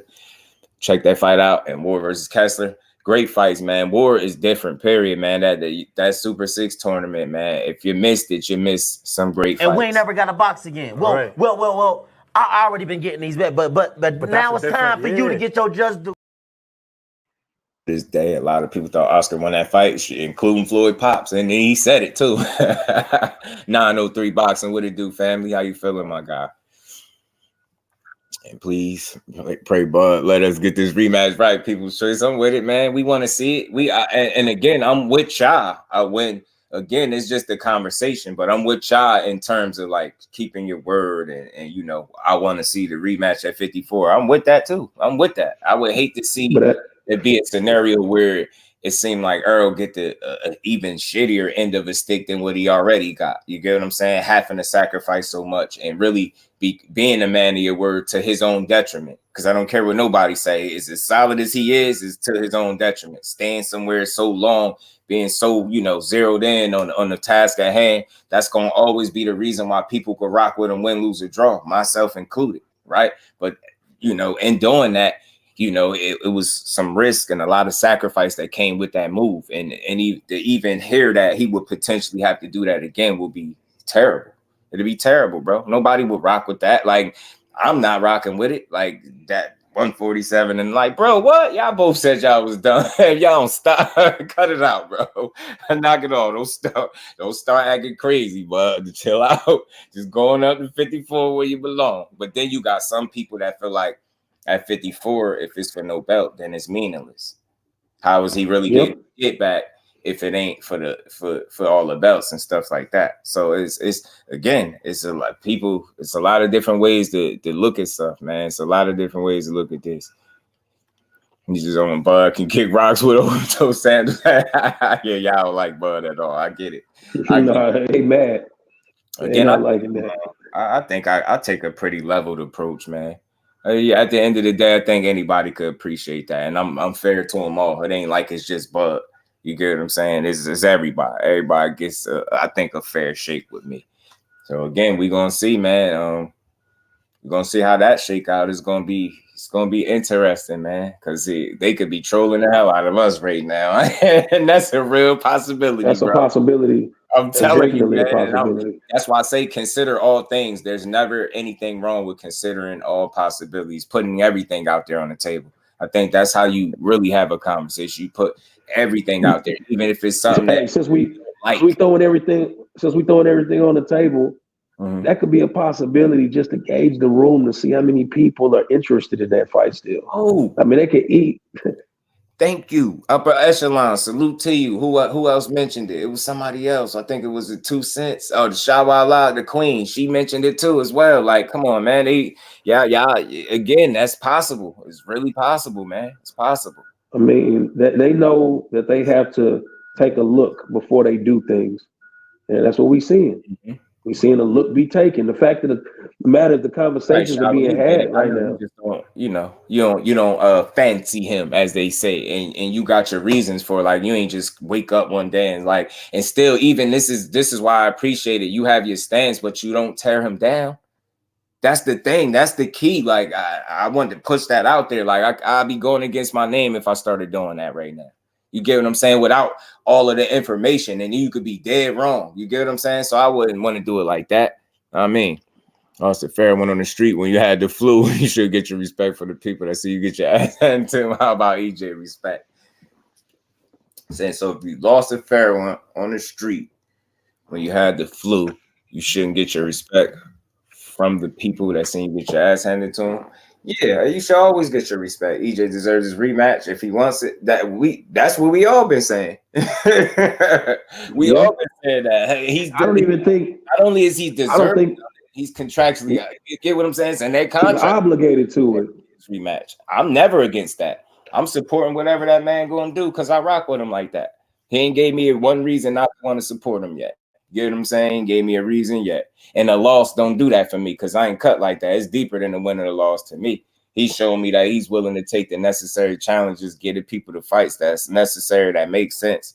And I can always rock with that, man. You know what I mean? He ain't ducking smoke, you know what I mean? Stubborn as hell when he, you know what I mean, in terms of sticking to the goal. Like, think about, like I said, man, it's just by the grace of the man upstairs, man, that this dude was even able to compete for Undisputed, yo. People don't even, you know what I mean? Like, think about it, man. Like, car wreck, you get tossed from your car like that. That those setbacks alone, and just think about the sacrifice that came with the setbacks. Naturally, just the natural order of things once that took shape. Like, and the dude still stayed at it and still fought, snatching up belts all the way to the end. Like, I just don't see how you can't rock with that mentality. That's very hard for me to gauge. Like, I don't see what's not to respect about a guy that really does what he say he's gonna do. Like, somebody asked in the chat the other day, how is he honorable? And I almost thought they was joking, but they was dead serious. I was like, you serious? So you haven't been watching Errol Spence, or have you? Because I don't know what kind of question that is. And I think what people be mixing up is the mistakes he's made in his personal life with how he moves in boxing. You're mixing the two. Like, you want me to mix and merge? Like, no, those things are separate. Like, in terms of boxing, this man fought the right fights. He didn't duck dodge. He didn't make things difficult. He provided a lot of entertainment, and he always stood on business. The only thing he said he was going to do that he didn't do, obviously, was beat Terence Crawford. Was win. And that's something that you can respect and live with. You went out trying, bro. So he going to always have my respect, my support. And I'm going to rock with whatever he doing. And yeah, I think he deserves his rematch. I think he want the rematch. I think he feel like he can do better in the rematch. I think him sitting next to his son, dapping him up, telling him, man, we got to do this again, gang. You get what I'm saying? I love that little moment right there, man. I don't know about y'all, but I love the moment, man. He dapped him up. Hey, man, we going to do this again? Give me a high five. That's still playing my head. So look, I'm with whatever EJ want to do, because I ain't got he ain't gave me a reason not to want to support the guy, ever. He said a fight at 154 is for a title, so why fight? That's why I wrote that. Oh yeah, EJ need his respect after the horrible showing. Absolutely, because oh yeah. And again, to me, it's not. To me, it's deeper than the belts. It's like, get that man want his lick back where he's healthy. And I feel like what he sacrificed and given up, I feel like he's at least do that. But again, that's, people don't got to share my sentiments. That's what my initial thoughts is. Regardless, like I want to see him get a shot where he feel like, you know what I mean, he healthy. It's only right. Well, shoot, if he fights you, baby, that'd be a good fight. But salute to Cuzzo Ashley's corner. Opulent LDTV. Blessings, family. How you feeling, bro? Ryder, I don't know. So yeah, man. So hey, again, moving on past that, man. I think that, it's a cool conversation to have and build, around Bud Crawford. But something else I was going to speak on, because it's obviously a fight that's coming up real soon. Sooner than it'll be right here. September 30th will be right here. And I was doing some reading like I do all the time, and you know, I seen Jermell Charlo reflecting on his behavior in the past and how he you know, he wished he didn't put out that energy, but at the same time, that was who he was at the time, and he ain't that guy no more. And it's like, I know, you know, people have asked, and oftentimes they ask for fighters to show them different energy and grow up and mature. And then it's like when they do it, they might not do it right when you wanted them to or expected it to. But when they do it, it's like oftentimes it's overlooked. And I think that's the case for Jermell Charlo going into this situation. I think he showed a lot of maturity and growth. And I think people mistaken that for him just being happy to be here. You got to think, it ain't like the guy on the other end is giving him that energy. He's not giving him that energy. On the flip end, you get what I'm saying? Like, it's mutual respect. And I think that's unfortunate, bro.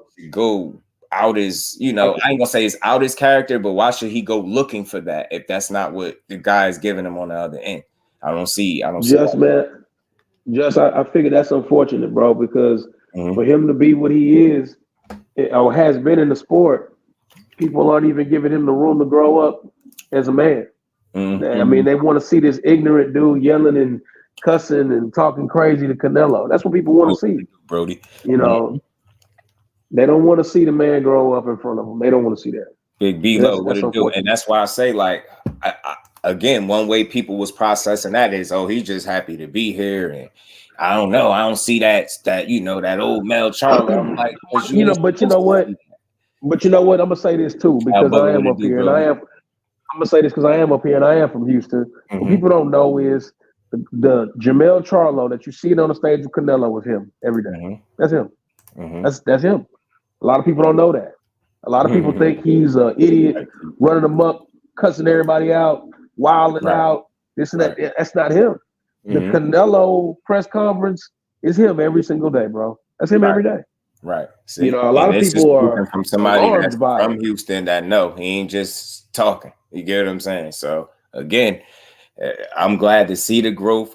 It didn't skip past me because I was around for when he was spazzing, arguing with Broner and Tank. He even brought that up and he said, yo, like, that's crazy to see this old video pop up. Like, where'd this come from? Like, that ain't me no more. Like, yo, I'm cool with AB and Tank now. We all cool. Everything chill. Like, I'm glad, you know, he hated that he put that energy out. He's like, yo, that's definitely not me no more. And I just get a man, you know, some credit for displaying his maturity and growing up, man. Like bro say, he's picked a hell of a time to do it. The link in there, Thomas. And I think it's, you know, I don't think it's no being the moment being too big. I don't think he's starstruck. I don't think it's none of that. I just think he grew up, and then that's why I listen to interviews. Like it's been a sense of calm over that dude. When I first really started paying attention to him emotionally, it was after the Castano draw. After that draw, that very next fight in the rematch, man, like the way that energy, that guy can be very successful in any fight. I think he can, you get what I'm saying? That guy being mentally focused, that level of focus can get him very far, I believe. And I think instead of, you know, burning energy and unnecessary focus into trying to sell a fight that's already going to do what it's going to do in his mind anyway, you need to put that focus into just locking in and you know, tackling the task at hand because you're fighting an uphill battle. You need 100% focus to be on beating that man ass, not trying to sell a ticket at this point. And I think that's something that people didn't expect from him. But look, I like the maturity, I like the growth, man. So hey, just the way you saying it is that, you know, maybe growing up, and that's a real cool take, and I look at that as a potential thing as well. But what I think is he's always trying to figure out how to relate who he is as a person to his profession. That's very difficult if you're a fighter.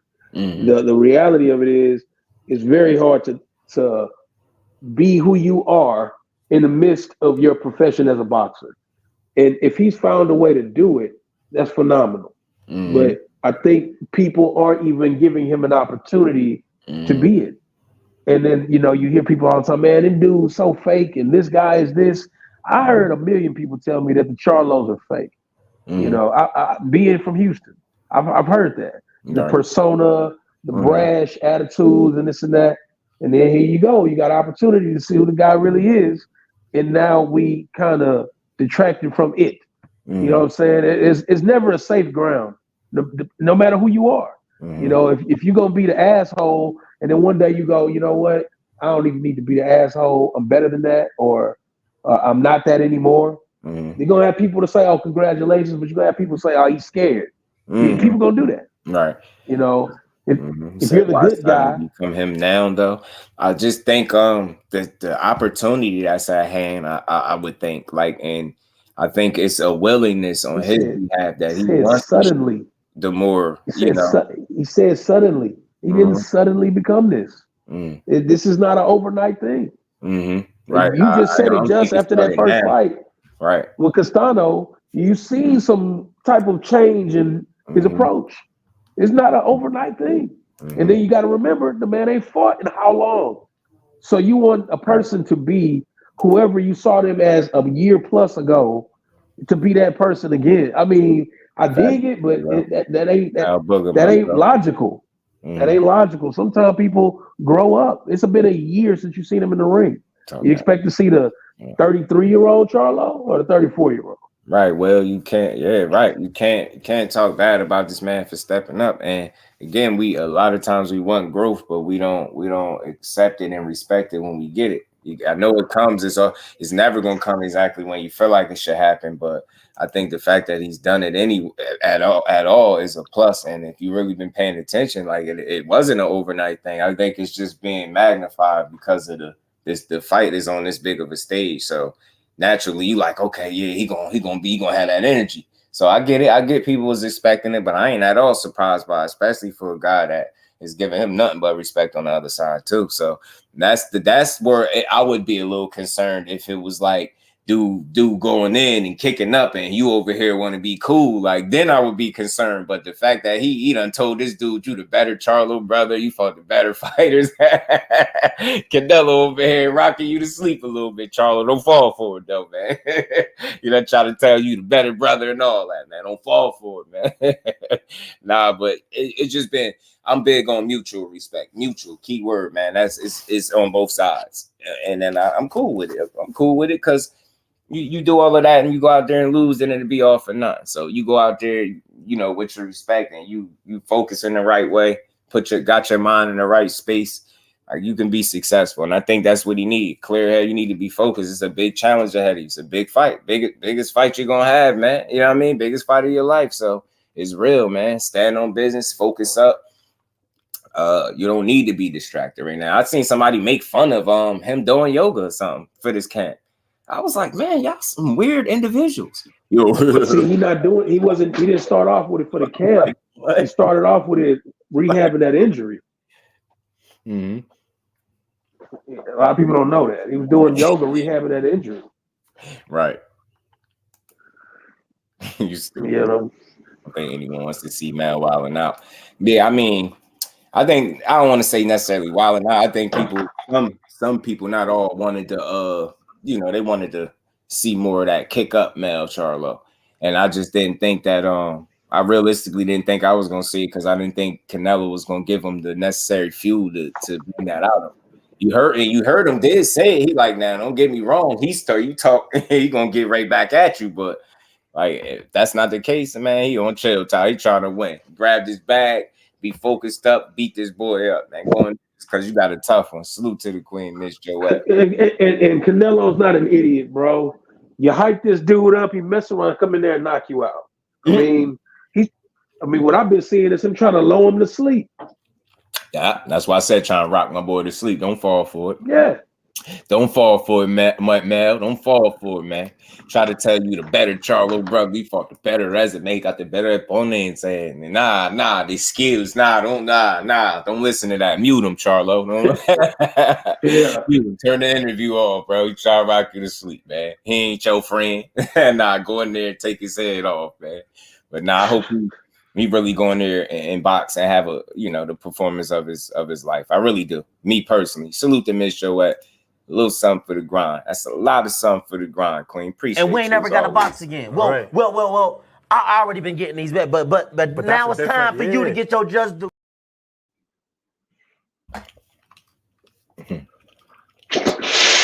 All right, let's step away while I miss. Nothing, Bar. We was just chopping it up about Charlo and his maturity that he been showing on his way to this fight. And I think, like Mo was saying, it wasn't overnight. It took place. I think it's been a process for him. And like, think about it. I didn't necessarily see him going all crazy against Castano either. You know what I'm saying? So I think this was, something in the making. So it's cool to see it because, you put all that focus into, having a good question to ask people too is how long ago was that Tony Harrison fight and rematch? You want him to be something that's 4 or 5 years old? I mean, realistically, he can't continue to be whatever he was at that time. What was he, like 29 years old when that happened? Maybe 30? I mean, I'm not mad at the man for growing the hell up. It's a good look. It's a good look, especially in a sport where they want you to go crazy on each other. You get what I'm saying? Especially understood the task too, and not to play into that. You know what I'm saying? So especially when you know beyond a shadow of a doubt, the man's 34 years old. He ain't got a long time to go. Yeah, so if he say PEDs, all bets are off. They might not make it to the fight. If Charlo say PEDs to Canelo, they might not make it. Man, that was funny, yo. That was funny. Triple G was saying what he was saying, yo. He was like, all right. Yeah, I like that energy. I ain't gonna lie. Canelo was like, all right. He said, I cheated. I got you. Say no more. I ain't backing up this fight. I'm taking the fight to you, man. I had to respect his approach in that second fight, man. He came to that, man. He wanted smoke, yo. You can't say no PED. Canelo ain't having it, bro. He is not having it. And that's the thing about Crawford and Canelo. I'm confident they'll be cool until you get crazier until the bell ring. Right. No, it's not a bad look. Slap Canelo. Bro's a fool. You want to see chaos. He said, nah, slap him. He want to choose violence. Mel team, Castano team. Was that the second fight? I don't maybe. I don't remember though. I don't remember, but I felt like Mel was in terms of him towards the fighter, I think he was a lot more chill. I know how the corners get because they, I think somebody said they were sore losers or something like that. Castano team. Keep the edge, that fire in his eyes. Yeah, and again, I know people's choice when they see that, they feel like that's the only way. Like, you got to show that aggression, or I just don't feel like you. Nah. Because look, if you just look at it, I like the calm Charlo. Why? Because I seen the first fight with Castano, and I seen the energy that man had from the locker room, even through the training camp, to build up, like seeing him in the locker room, from standing in the tunnel, walking through, like getting in the ring, like just look at him, like he was focused, man. That's what you want to see. A dude was locked in. That's what I want to see. So that's the energy he giving me now is reminiscent of that energy that he's giving me. And I know this is a much different task, a much tougher task, but again, you want to be the best version of yourself. And I think the best version of Charlo is the one that's clear-headed and listening to Derrick James. I think that's the guy that a lot of people say he's at his weakest when he gets too emotional within a fight. And I think right now he's taking the path of not being that. So I'm just gonna assume he's gonna be at his best. Right. So, man, uphill battle for him, but maybe this maturity that he, he's been displaying, help him navigate through the fight. Who knows? Will it carry him to victory? Will this help? Will this assist him in any way? Just being, more grown up, and will it help him just be more prepared for the moment? You get what I'm saying? Because this is tough as a task as it's gonna get, bro. So you're in there with a guy with over 60 things. So I mean, you got your work cut out for you, and I feel like he's gonna prepare as best he could, man. Like I said, I thought it was key that they said they weren't gonna pack on that pounds and muscle the wrong way, right? He was gonna have him come in there a little, so they had like a mobility in mind and him being able to use like lateral movement and things like that. So I really think that it's a combination of things you got to do to win, man. The tricky part, Canelo got them fast hands, bro. He can cause some issues for you. The dude got some fast hands, bro. Got some fast hands. He got good upper body movement when he's using it. And I think he's going to try to be on his best You know what I mean? You know, I think he's gonna look better than he did in his last few fights, if that's possible for him to get. You know what I mean? And I think it is, but I think he's gonna get up for this challenge. That's what he said. He get up for fights the fact that he acknowledged that them other fights he looked bad in said a lot to me. It do though, don't it? It do. He tried blaming on the injury. You heard him? Yep. You heard him? He's aware. He's aware. I mean, he ain't oblivious to the fact that he ain't looked good the last 3 fights. Mm-hmm. Right. It's crazy. It's like I respect the honesty, but I do raise a brow. Like, oh, so you do know that you wasn't looking too hot. Okay, so we ain't hating and being Canelo haters when we say he ain't been looking like the guy.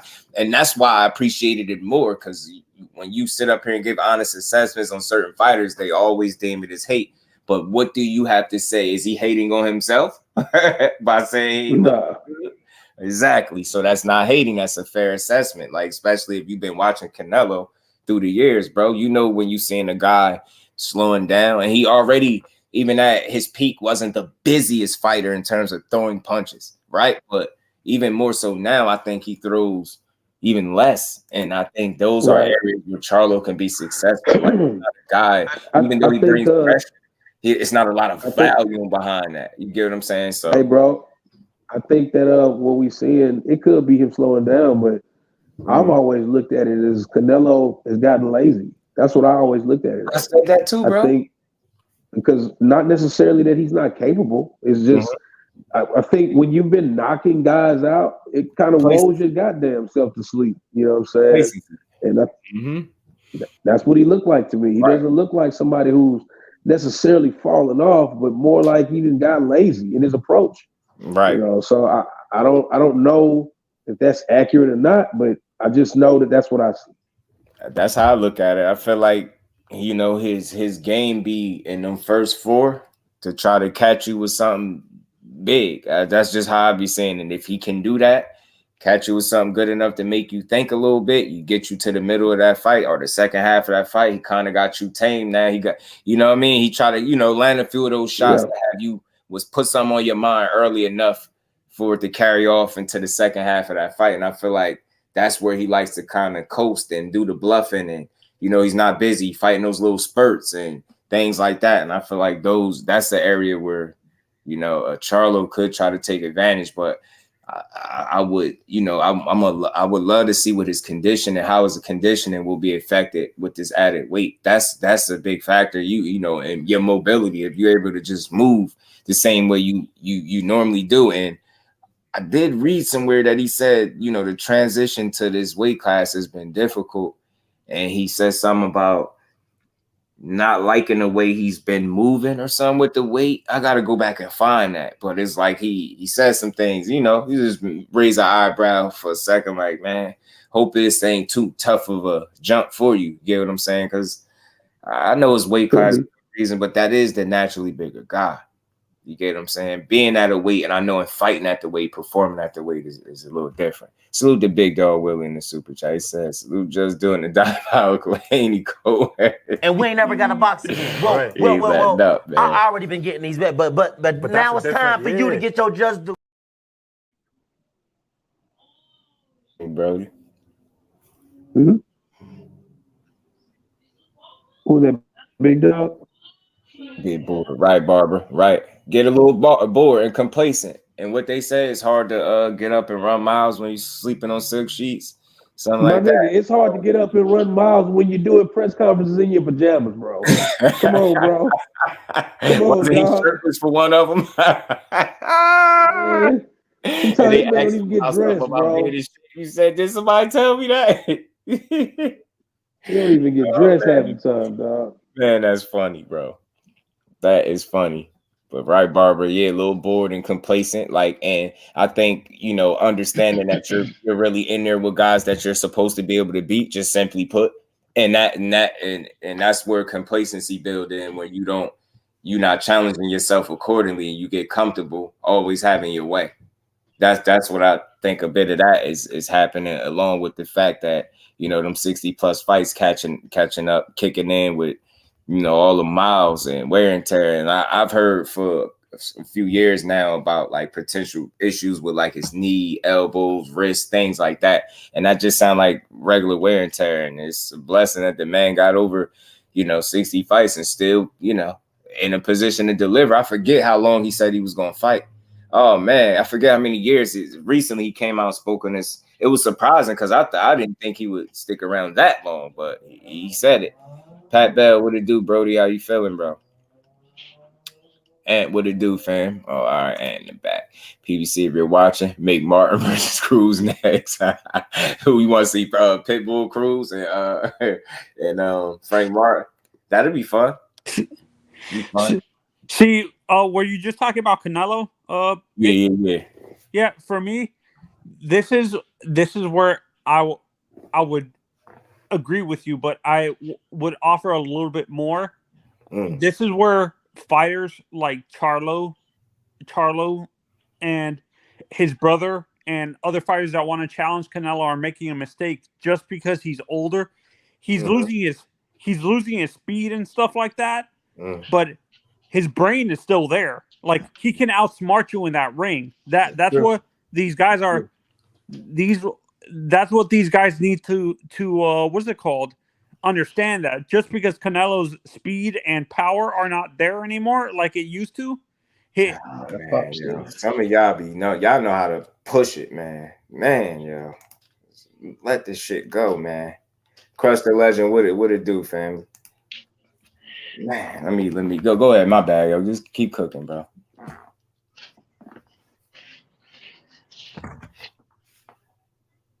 You there? Go ahead, Ant. Hello, can you hear me? Can you hear me? Oh, what I was saying is, for me, I think guys like Crawford and the Charlo brothers are making the mistake in a sense where they want to fight Canelo, but they're underestimating how smart this guy actually is in the ring.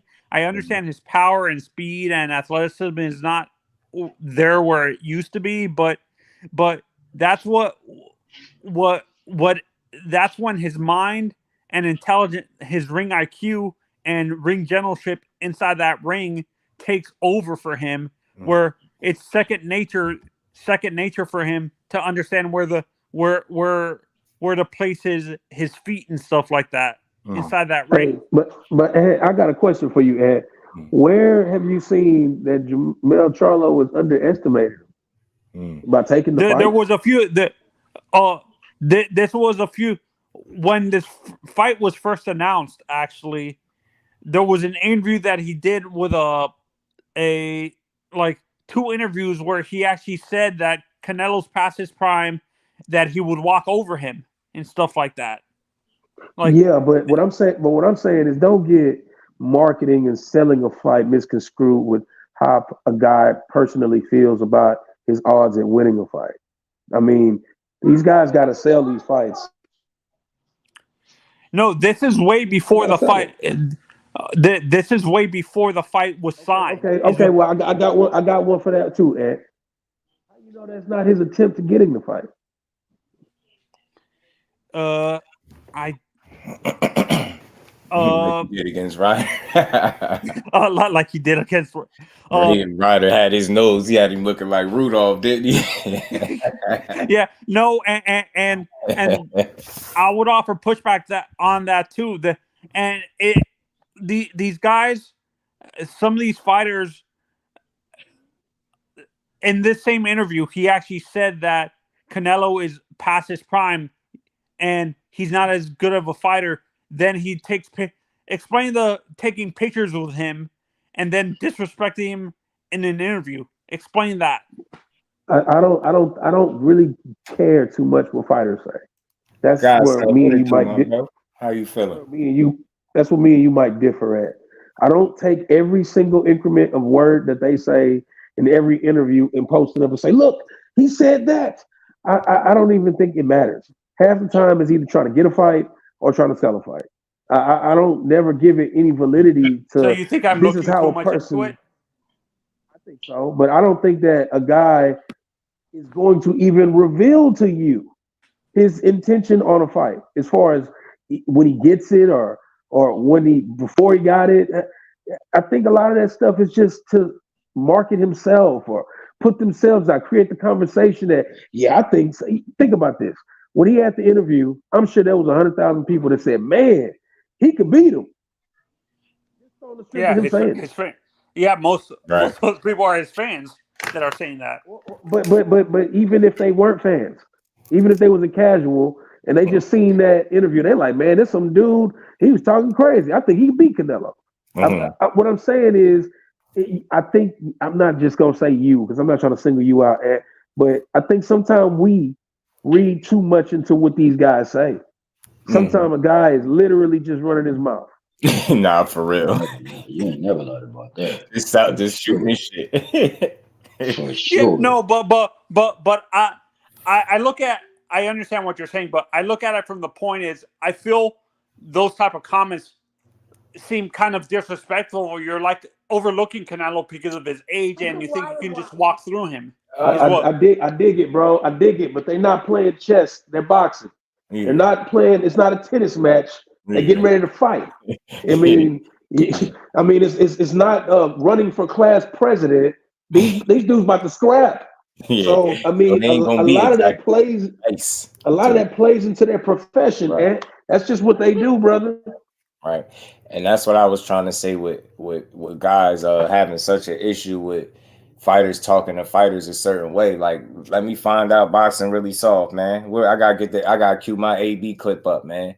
Like, we getting soft. Like, these dudes is going in there. He called this guy a bitch, and he said this about that guy. Man, who gives a shit? Are you gonna watch the fight? You know what I'm saying? That's where I'm at with it. You know, how do you think the fight goes? Everything that happens outside the ring is just frosting and cherries on top. But the actual fight is the flour and the egg that make the damn bread. I mean, that's what really matters. You know, all the talk, man, fighters will say any goddamn thing. If you leave a camera in their face too long, they'll say any goddamn thing. Bro. True indeed. And that's why I say, man, I think sometimes we take everything too literal and we forget that they're entertaining and they know full well what they're doing when they're doing it. You get what I'm saying? I always consider that too, but I don't think the comments, like to your point, I don't think the comments are coming from a place of disrespect, but I think it's more so like what he feels is an honest observation of the guy that he feels like Canelo is, as opposed to what he's seen in the past, right? And I think other people have seen it as well, and not just other people. Just think about it. To some degree, Canelo is in agreement with Charlo because he said it himself in his last few fights. He haven't looked. That's a fact. You get what I'm saying? Fact. He blamed it on yourself. So it's not really a disrespectful thing. It's more so, you know, Charlo. An observation. And, you know, it's a real observation, bro. It's a guy that is slowing down, because I don't care who you are after 60 plus fights, bro, especially, you know, navigating through those weight classes. Where did Canelo start at? 47? I think it wasn't it? Or was it lower? Was it 40? Canelo started at 135. Did he? Hold on, I gotta go look. He said, remember, Canelo. I gotta get my schooling right. I thought. Canelo started fighting at a very low weight class, like 135, when he was younger. Like he said, remember, he started fighting at 16 years old. He was at 135. Like 15. Yeah, 15. Your Dun's fan base and Big Media just drowns out the outrage people have against how he's moved. Right. Don't forget, we got good fight tonight on Pro Box fight. What's up? I'm trying to get my boy Big Dog Willie. There you go. What's good with it, Big Dog? Real quick, I just wanted to mention, I was wanting to talk to the dude that we're just talking. I mean, shit talking been going on for years, man. And Muhammad Ali is a master of that shit. And I really respect him, and he talks shit about everybody. Yeah, it was 140. Back to him. And that's just boxing in general, man. That's just the niggas these motherfuckers about to fight, man. Big Dog like winning for the win, bro. Talk to him, Big Dog. Tell him. That's right, man. It's just trying to sell a fight. Like some of the greatest boxers, but like if you look at Hagler and Hearns, they're talking shit, and they went in there. It wasn't a boxing match. They were really for real fighting. And Muhammad Ali was going to niggas' houses, bro. Yeah. So I think you cats be trying to give Canelo way too much fucking respect, and Ali this dude be Savage, bro. talking. He was Rest spitting in venom peace. himself. So man, it's a fight game, man. The fight. Right. That's why I say like Yeah. a little couple choice words here or there, considering that they about to be punching each other upside the head. I'm not against it. It's just it's a way, you know, competitive, and then you know when it went like it took a little turn and went personal. Like I feel like long as it's not that, I'm cool with it because they about to go to war. You better have your mentality better be to go in here and hurt this dude, bro. And if you happen to say a little couple slick words to him, as long as you don't mess up the bag and touch him outside the ring, I'm cool. Talk your trash, but more importantly, get in there and stand on the business. And I'm cool with it. Yeah, Ali, man, telling you, he knew what it meant to be a fighter in the ring and outside. He also knew what it meant to be. He know what it meant to be an entertainer as well. There you go. You know what I'm saying? The best of both worlds. And great showman. A great showman. Yeah. That's what these guys are doing in their own way. We're not going to like everything they do and say, but we got to keep in mind that these dudes only fight on the weekends, man. How do we get what kind of entertainment? Something get us through all of these weeks. All these days, should I say, where there's no fights. And then every now and then we have a complete dub weekend with no fights. Feeling crazy, looking stupid on Saturday. I don't know about y'all. I'll be over looking goofy with no fights. It's fashionable. It's fashionable. It's fashionable today. It's fashionable today to be like, oh man, yeah, Ali was just being a showman and this, that, and the third. But back then, they hated the motherfucker. They hated him. All his quote unquote antics. They hated it. They criticized it a lot like the homie Ed just kind of picked at what Jermell was saying. They all did that. I mean, it's no different, bro. And to be honest with you, I don't say, oh man, him saying that he lost a step is just so disrespectful. It ain't. It's pretty damn honest. Yeah. And even when he was sitting there with his brother, I forget what fight was they watching. He was like, I could beat Canelo. He tired. Like, even the way he's saying it, like, it seemed like an honest reaction to what he was watching. Like, yo, I could beat this dude. He getting tired. I'll go one further, just dude. Mm-hmm. To me, it sounds like a great level of respect he has for him to even gauge it. For me. True. For him to be sitting there going, I could beat him. True. You don't say that against guys that you don't respect, that you could just maul over. All true. You don't even say it like that. Definitely. Come on, man. There's a level of respect there, and it's enough to go from there. You don't have to keep complimenting the motherfucker, but you know, there's respect. You know, while we on it, yo, I wanted to ask you, and I wanted to ask the panel how y'all, because I know as people had different feelings toward it. How did y'all feel when Caleb Plant started talking to Canelo in the fight? Did y'all feel like that was his moment where he was being starstruck, kissing ass, or conceding to defeat? Like, how did y'all interpret that? I go to a lot of fights and a lot of sparring sessions, as you know. The moment a nigga start doing all that talking, to me, he tired. That's me. That's me. Yeah. You know, a lot of people may not look at it that way, but I see it. I'm in the gym all the time and watch some A1 guys and world champions spar. And when guys start running their mouth like that, a lot of times they winded. A lot of times. Try to cover it up. So you know, because I know a lot of people was like, man, he was being a fan and he was looking for acceptance. I didn't think so. And I even said, like, it ain't like Canelo didn't answer him. I could see if he asked him the question and said what he was saying, and Canelo was just looking at him and said some shit and punched him in his face or something. He agreed that he nice. He said, better than you thought I was. Something like that for 21 fights. Something he said. He was like, yeah. Pretty good. Canelo pretty good for 20 fights. Yeah, you're pretty good. So I don't know. I didn't think he he wasn't starstruck at all. He just, like you said, he started to feel that wind.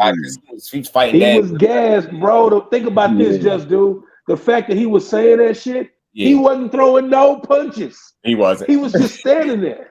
That nigga was out of gas or on his way to it. Just like in the fight with Benavidez, he wasn't saying nothing until that nigga got tired. Right. As soon as he got tired, he started talking. I'm still here though. I'm still here though. X. Fight. Well, it's like the dude that gets hurt and they shake their head like they shake their head like, hit me again. Hit me again. They're hurt. Crazy. It is crazy. Like defeat to me. I feel you, Al Booger. That's why I do ask, because it's always a conversation. I know people process everything differently. For me, I thought he was at the worst. I thought he was getting that reassurance for himself.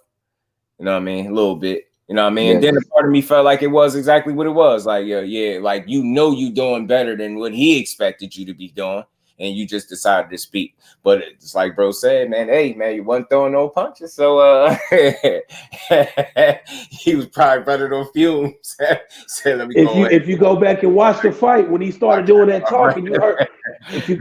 If you go back and watch the fight, when he started doing that talking, you actually heard people booing. Because they wasn't doing shit. They were just standing there. Mm. Hey, I'm back. Oh, hey, Just. I was thinking about this. While I was walking my dog, actually. Do you guys think boxing fans, to the detriment of their favorite fighter's health, when they say they want them to chase greatness and move up to, like, perfect example, maybe Terence Crawford is a perfect example of that. People want him to fight Canelo and have him move up to 168, all the way up to 168 to fight Canelo. Do you think that fans are just thinking about what they want instead of the long-term health of these fighters and stuff like that? Bro, and people feel like that because they feel like Bud gonna beat his ass. That's why. I hear what you're doing with this Canelo thing, fam. But people want him to fight Canelo, not because they legacy. They think he's gonna beat him. I'm a Terence Crawford fan too. I'm just asking the question: do you think fans in general do this to the detriment of when they use the phrase "chasing greatness"? Do you think they do this to the detriment of the fighter's long-term health? Hey, can I say something about that? What's his name? Bud said that. He started that shit, saying he want to go all the way up to the weight classes and fight Canelo. It's not like necessarily we asked for that. He said it. And so we're just like, yeah, that can happen, but we didn't start that shit. He did that bullshit. So, that's on him. True. That being honest with you, I don't think it's a good idea for him to go all the way up there, but if he wants to, but we're not pushing that. Yeah, no, but what I'm asking, do you think, I understand Bud said it himself, but do you think him saying that is just like maybe saying that comment, do you think it's encouraging his fans to think it's maybe a realistic possibility is what I'm saying? Some of his fans are crazy, man. So, but man, that's not. I mean, he can do it, but man, Canelo, big ass fucking dude. I feel you, Big Dog Willie. You on point, bro. He could do it. It didn't make it a great idea, but he could do it. Yeah, he could do it if he wanted to. And the reason me and Just talked about moving, they might do it. Yeah. And Mo, me and Just talked about this. I said it's a good idea on paper, but realistically, logistically, health wise, for a guy like would do you think his power would translate up to 168 all the way up there? That's not what. No, he's not going to do anything power wise. He can outbox him like Floyd. That's his mind, or he might just be talking. Bud might just be running his mouth. He definitely not going up there to knock him out. That can't be the plan. No, sometimes when he said that comment, I'm like, does this guy think he can actually go up there and knock out Canelo? No. I think he feels like he can. I think he feels like he can go up there and have a chance at outboxing him. That's what I think. To hit and not get hit, to swim and not get wet. That's what I think he plans on doing. I don't think he plans on going, 168? I'm going to stop him. I don't think he's saying that. I don't think he's saying that at all, bro. If he's saying that, he needs some neurological adjustments too. But the fact of the matter is, if they gonna throw, you gonna find in boxing, bro. Canelo Alvarez. That dude got a beard. If they gonna throw this guy a whole bunch of money to do it, I can't knock him for doing it, bro. Knock out Canelo and Beavers. Yeah, Triple G. Lots of Canelo. Canelo kind of just like took it. I mean, come on, Hey, in that fight, I was just like, man, I know you Canelo fans be cracking me up sometimes, man. Man, trying to debate people these questions. If it wasn't for this good energy I had up on this panel, I swear I would go left right now. I thank y'all good brothers for being up here right now. I'm very observant, man. I'm very observant. I don't like people being in the chat with their little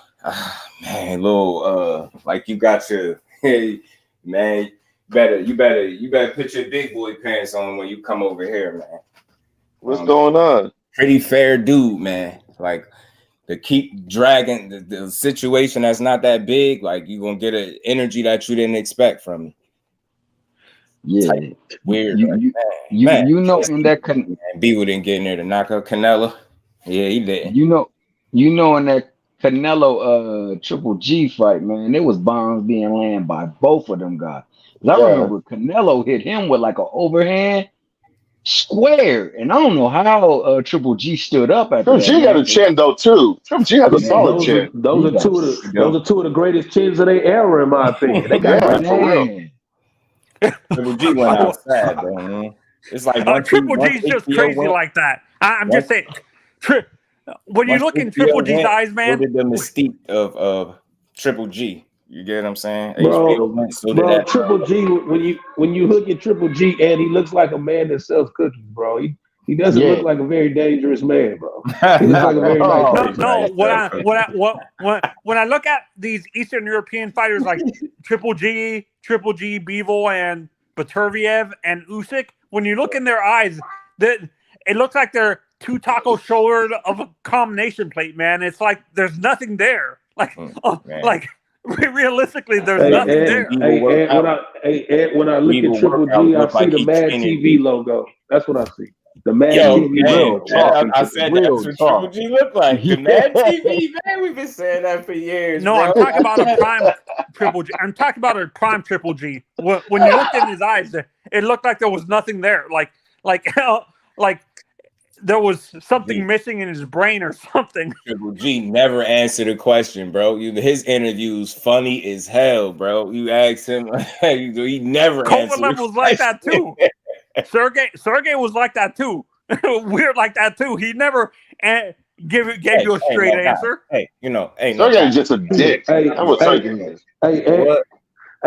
tell you something. I got a chance to witness some of a Triple G camp before, right? And when you have a fighter to spar with them, they make people sign a damn death waiver. You got to sign a death waiver to spar with Triple G. And when you sign up to be a sparring partner of his, they encourage you to wear a bodysuit. If you don't, you have to sign a death waiver. This is a real fact. Why? That's crazy. Did Triple G punch that hard that he would kill people? Man, I got a guy I did an interview with that's a sparring partner for Triple G and during his career that said he got hit. Well, let me rewind it. They asked him to sign a death waiver because he didn't want to wear a bodysuit. And he was like, y'all crazy. We just sparring. The guy said he got hit the first day to the body. He said it felt like his spinal cord was trying to jump through his back. And then he said the next day he wore the damn bodysuit. And this guy in particular was Floyd Mayweather's sparring partner for 4 years straight. I mean, this is a seasoned fighter at this time. And this guy says he thought he was offended that they asked him to sign a death waiver. The next day, he put on the damn bodysuit. What I'm saying is, he's a dangerous dude. Man, that's crazy. That's crazy, bro. That is crazy, yo. Triple G hit somebody in, I forgot, what was the guy he knocked out? Was it Matthew Macklin? I think that was the guy he knocked out with the body shot, and he said, Matthew. I think it was Hatton, Ricky Hatton. It's not that guy. It's another one. Macklin, one of them UK dudes that he put out with a body shot. And he said when he hit him, he felt like he was having a baby or something. Oh, good God. Good God. Nigga put him in 9 months of labor. Yeah.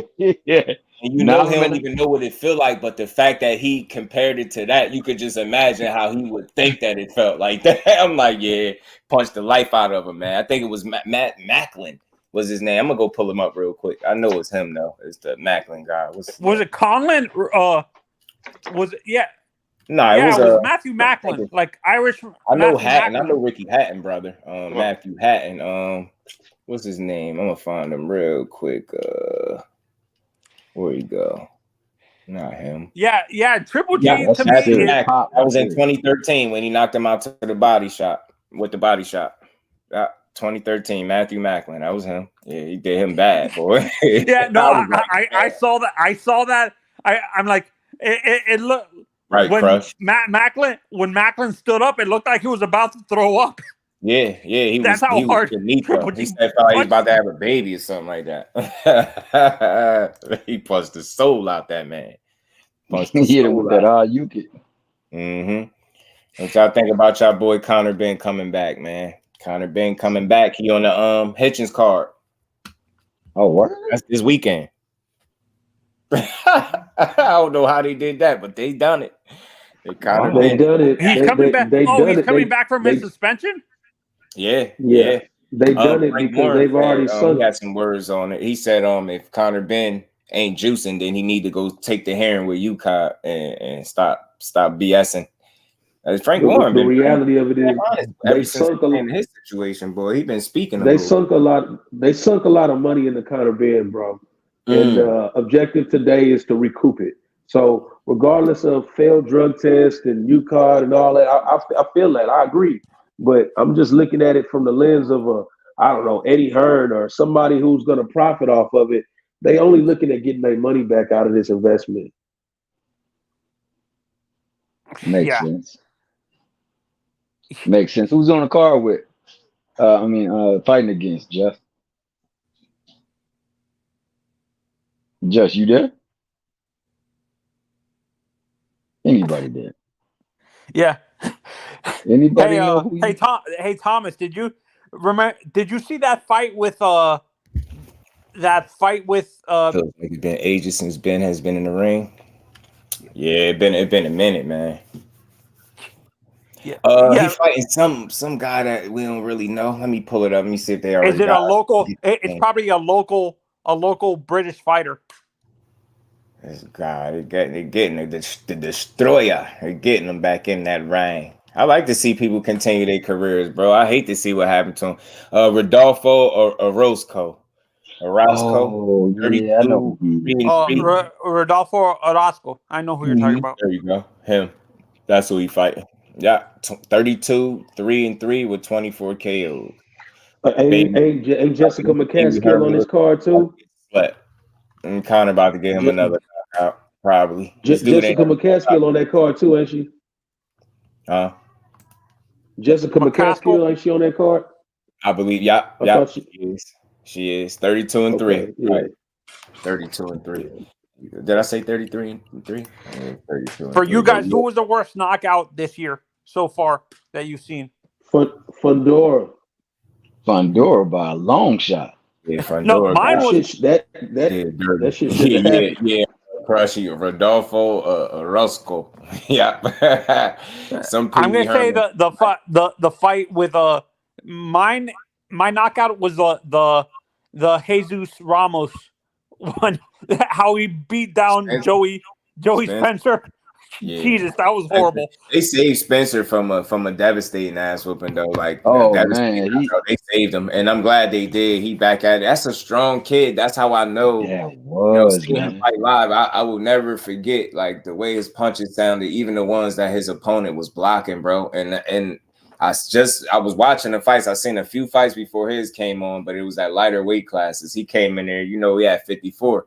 man, that dude is strong and he can punch. And the And fact straight that to I the know that from seeing him fight live and then seeing him in there with Ramos, and it looked like he was fighting his oldest brother, not his older brother, his oldest brother. Like he the baby brother fighting his oldest brother.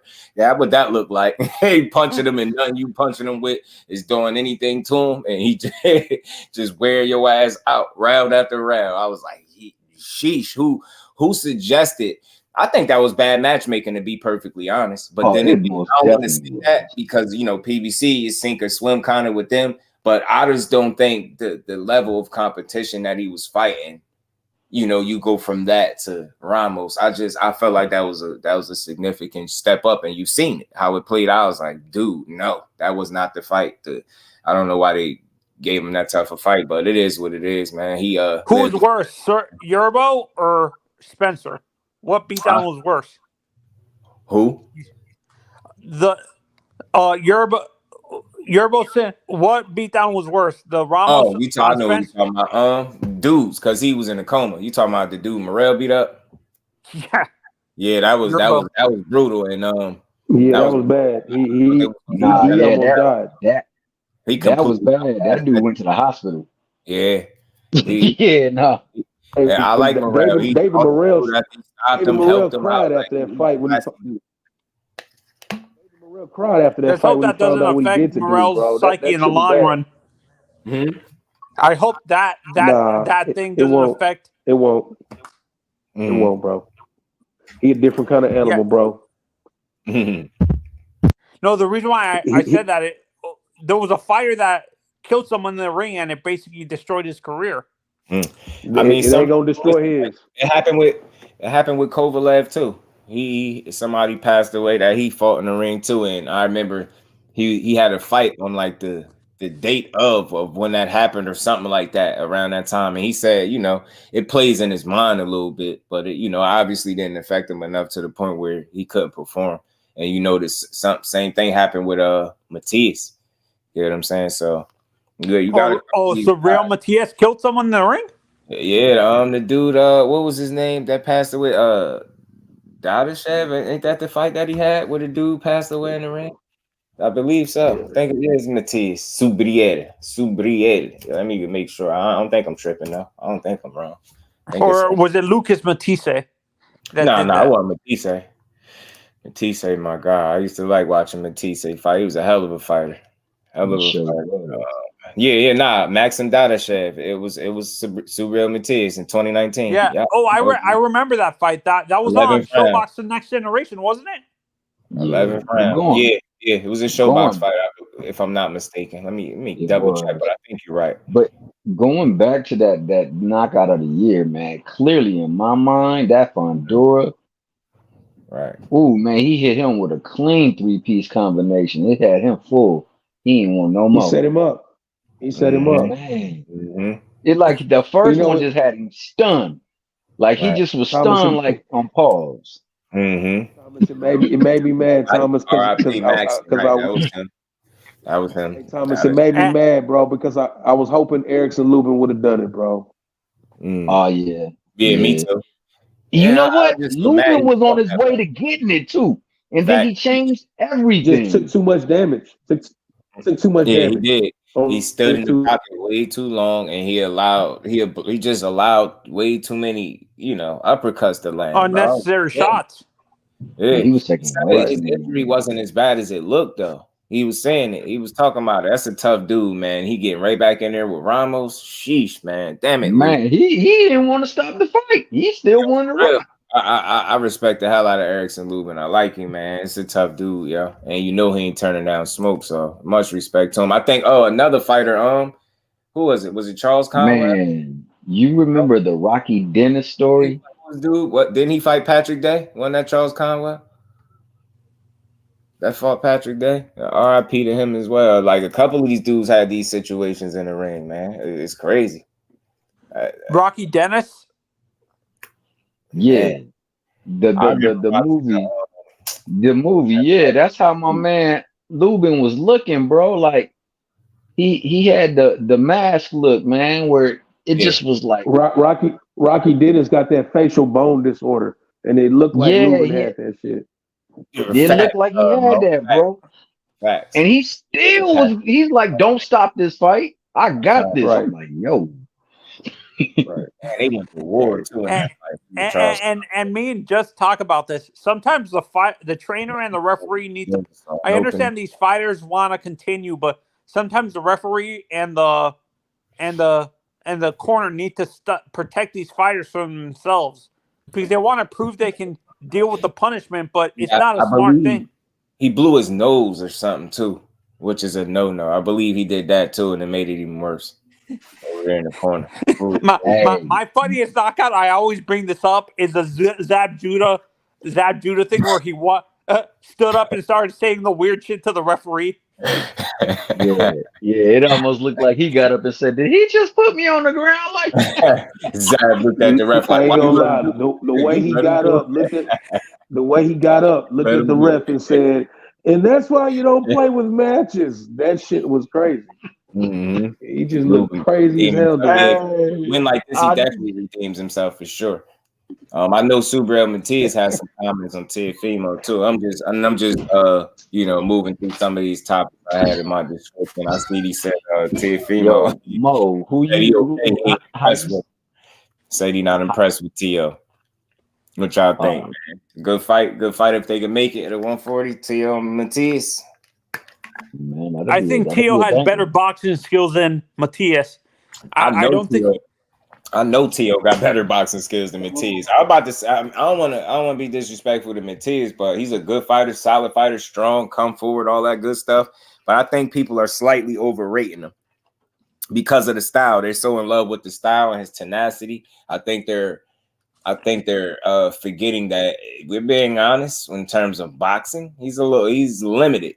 He's very limited to me. Like, you get what I'm saying? I think that you see the one loss on his record. He had the ropes kind of held him up, kind of knocked down in that fight by that dude Petros Ananian, I believe is his name, man. And exactly, like, I don't know who that dude is. I remember that, and that was almost like the difference in that fight with him. He just got too much bravado for his own good, and I feel like if you're in there with a puncher that's equal to your, pretty close to your power, you'll be in trouble. I think because you allow yourself to be hit a lot. Now he's a little crafty in the inside. He do some real good inside work, but I just think ultimately, like, I can't be super high on a guy that is not defensively responsible and he relies too heavily on his offense. You get what I'm saying? And being tough, like, people that, one of the first things they'll say, it's always, a cause for concern or like red flagish when the first thing somebody say about a fighter is he's strong or tough.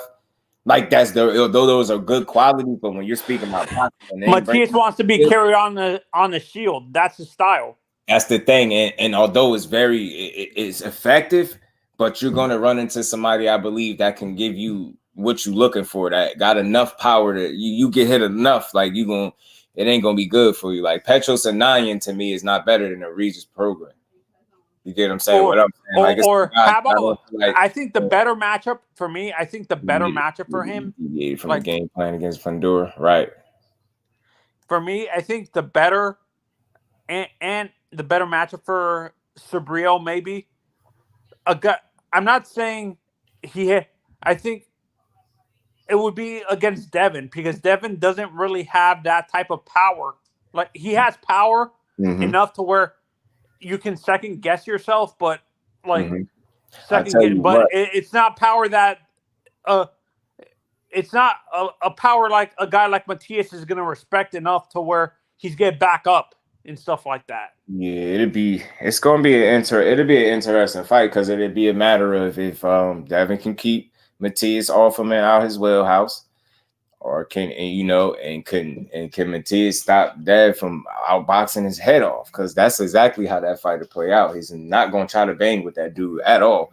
He's going to try to outbox him, which would be the smart thing to do. You get what I'm saying? I don't know why you would want to brawl with a dude when that's all he liked to do anyway. You better, limit the brawling that you do with Mathias. I think that could be problematic, but again, he get hit a lot, yo. And I know it was a loss, and it was a while ago since he lost to dude Petros Ananian. He could have got a little better, a little more polished since then. But ultimately, I think he is who he is. I think he just lacks, awareness. Would you say he's flat-footed, or do you think he just lacks? Like, do you think it's just the trainer That's training him right. It's temperament and style. It's like you gotta it's attention to detail. I don't know exactly if to say it's the trainer. I don't know what they working on or not working on in there, but who the hell want to keep getting hit? Like, I never understood that style. Like, bro, I always said this, if I boxed, there would be certain things that I would expect from myself or I wouldn't do it. Like, if I was a guy that, I ain't got to be some power punching phenom, but bro, if I can't get the respect of my opponents, if I can't be a guy that's really in the tip top shape and, it's just certain things and do you guys think when fans say that Canelo, Virgil, and a guy like SUBRIEL are flat-footed, that's just a simple way of analyzing their style? Say that again. Do you think when fans call guys like Canelo, Virgil, and SUBRIEL flat-footed, even Ryan Garcia flat-footed, do you think that's just a simple way of analyzing the way they fight? Roja, right? Roja. It's just an observation. If you look like dudes are somewhat flat-footed, look at Ryan. He got, what I mean? Got that, I don't want to say super wide stance, but he definitely is a flat-footed guy. Like to be on that front foot. And Canelo's another guy. Flat-footed. It's just an observation. Because they are. Like, people call Shakur Stevenson flat-footed. I don't think Shakur. Let me just say this, though, man. I don't know what flat-footed doesn't necessarily mean that you got slow feet or you got bad feet. It's just a style of choice, more so than anything. Up here talking that talk, man. You know what I mean? I just want to throw that out there because oftentimes we say flat-footed and we kind of disregard a guy's foot speed, his ability to utilize angles. Like Shakur gets. They say, oh, he's flat-footed, but he got some of the best feet in boxing right now. I think he's flat-footed by choice because he wants to put a little something extra on those punches, especially since he's moved up. Wait, hey, Just whoever calls Shakur flat-footed, give me whatever they're smoking. Yeah. Really? It's funny because he's seen a comment like that recently on I think it was Twitter, and he reposted it and laughed like, what the hell? Like, that's why I say, like, you convince yourself, because again, when they say it with him, it could be flat foot, but when you say it, don't say it like he's incapable of utilizing his legs and stuff to get out the way. And it's crazy because you'll have certain opponents that turn the fight down, say it'll be like a dog chasing a cat. So that's an indication that he can use his legs. I've seen him do it, but in more recent fights, because these guys haven't been the biggest of punchers, I've seen him be more comfortable on the front foot and taking the fight to him. More so in his last two fights, specifically like with Conceição, I was there, and Yoshino, I was there.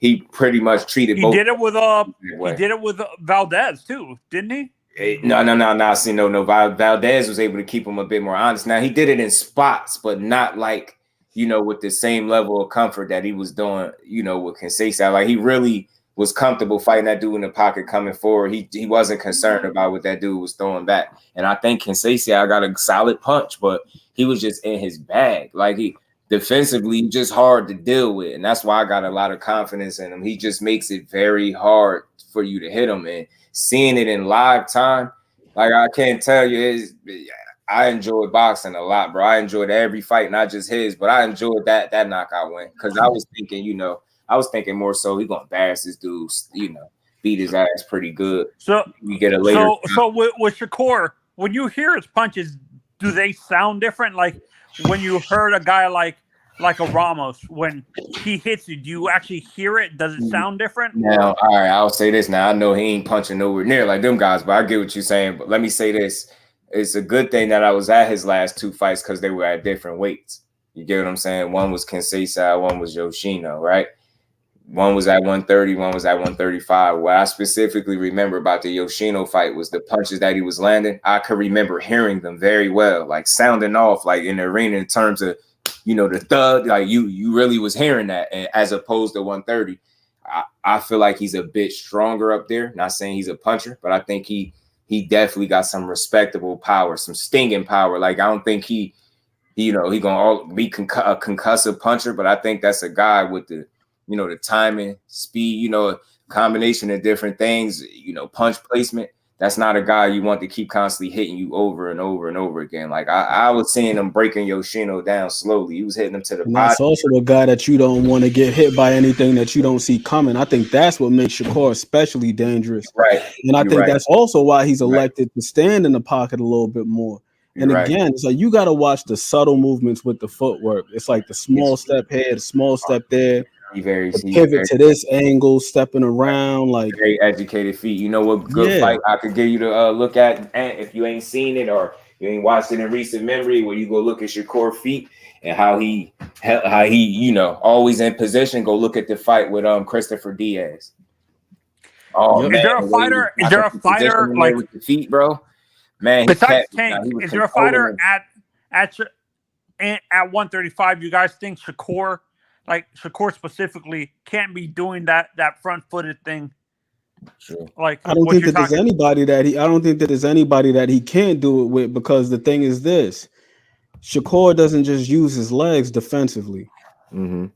He also utilizes different forms of control. Like look at what he did with Valdez. It's like every time Valdez take that small step, what did he do? He used the post. Now some referees, they'll give you a little bit more leeway with that. Some they're like, nah, we're not gonna allow you to post as much. And you see what he did? He got tired of that. He grabbed that shit at one point. Shakur looked at the ref like, yo, what? Remember, he reached out, grabbed this shit. When Shakur does his fights, does he prefer? Would you say Shakur prefers to have a bigger ring or a smaller? Does he perform better in a smaller ring, like you see these guys like these guys like a Valdez, or does he prefer a bigger ring? To be honest with you, I think dude is comfortable either way. Now, of course, I want to fight no damn sandbox. Essentially, that's what I call them, small rings, the sandbox. But I think it's not too many places where he ain't comfortable in there. You know I think he's actually more dangerous in a smaller ring, in my personal opinion, because to your point, just not too many guys are that comfortable all the way around the ring. Right. And one thing that Shakur said that really, really, really made me appreciate him was when he said, I feel like I'm one of the few guys in boxing, especially around my age range, that really understand boxing. And when you see the way he operates, it's completely clear. Now, in contrast, you look at my guy, like I love me some Frank Martin, but there's some times where he looks a little bit uncertain of himself. Like he doesn't know if he should be trying to press the issue or if he should be looking for a single shot. He doesn't know. Shakur always seems to have the answers, and the dude is very inquisitive. I read something. You don't even know how correct you are, and like you right, obviously, right. Let me enlighten you a little bit more on how right you are, talking about how inquisitive he is. It gets to the point where whether it be sparring or in actual fights, where the people, his corner, he's telling his corner what needs to be done next, to the point where he got them looking at each other like, what the hell? Like we was just about to tell him this shit, but he's telling us what he needs to do. Like I don't want to make this sound the wrong way, but it's based off what the coaches that deal with him saying. And go look this guy up. His name Ronald Sims. I think his name on IG is Tag Boxer too. I think that's one of the guys. Google him right now. The heaviest with Shakur, and he was the guy that was like when Mo was just up here behind the hands, had a conversation with that guy, and he was alluding to how it take 10 years for a fighter to even know what they're doing. And this is where I say Frank Martin, you see that he picked it up at 18, he's now 28. That's exactly 10 years. So, and when you say like you see some of them things that he struggled with, think about what I'm saying, and how Ronald Sims said it take like 10 years for a fighter to even learn what they're doing. So that'll let you know that his learning curve is crazy. But at the same time, those inconsistencies that you see and little holes in his game, that would be the reason for that. You get what I'm saying? And you're talking about I'm gonna say this. This is the difference between him and Shakur and Devin in a sense. It seems like Devin struggles in smaller rings. It seems like he prefers to work in a bigger ring because I can't remember, because he's considered elusive. Like the reason I feel like, in my opinion, people will think naturally his footwork is better than Shakur's because you see him use it in a different fashion. And this is no slight. This is just an observation of mine.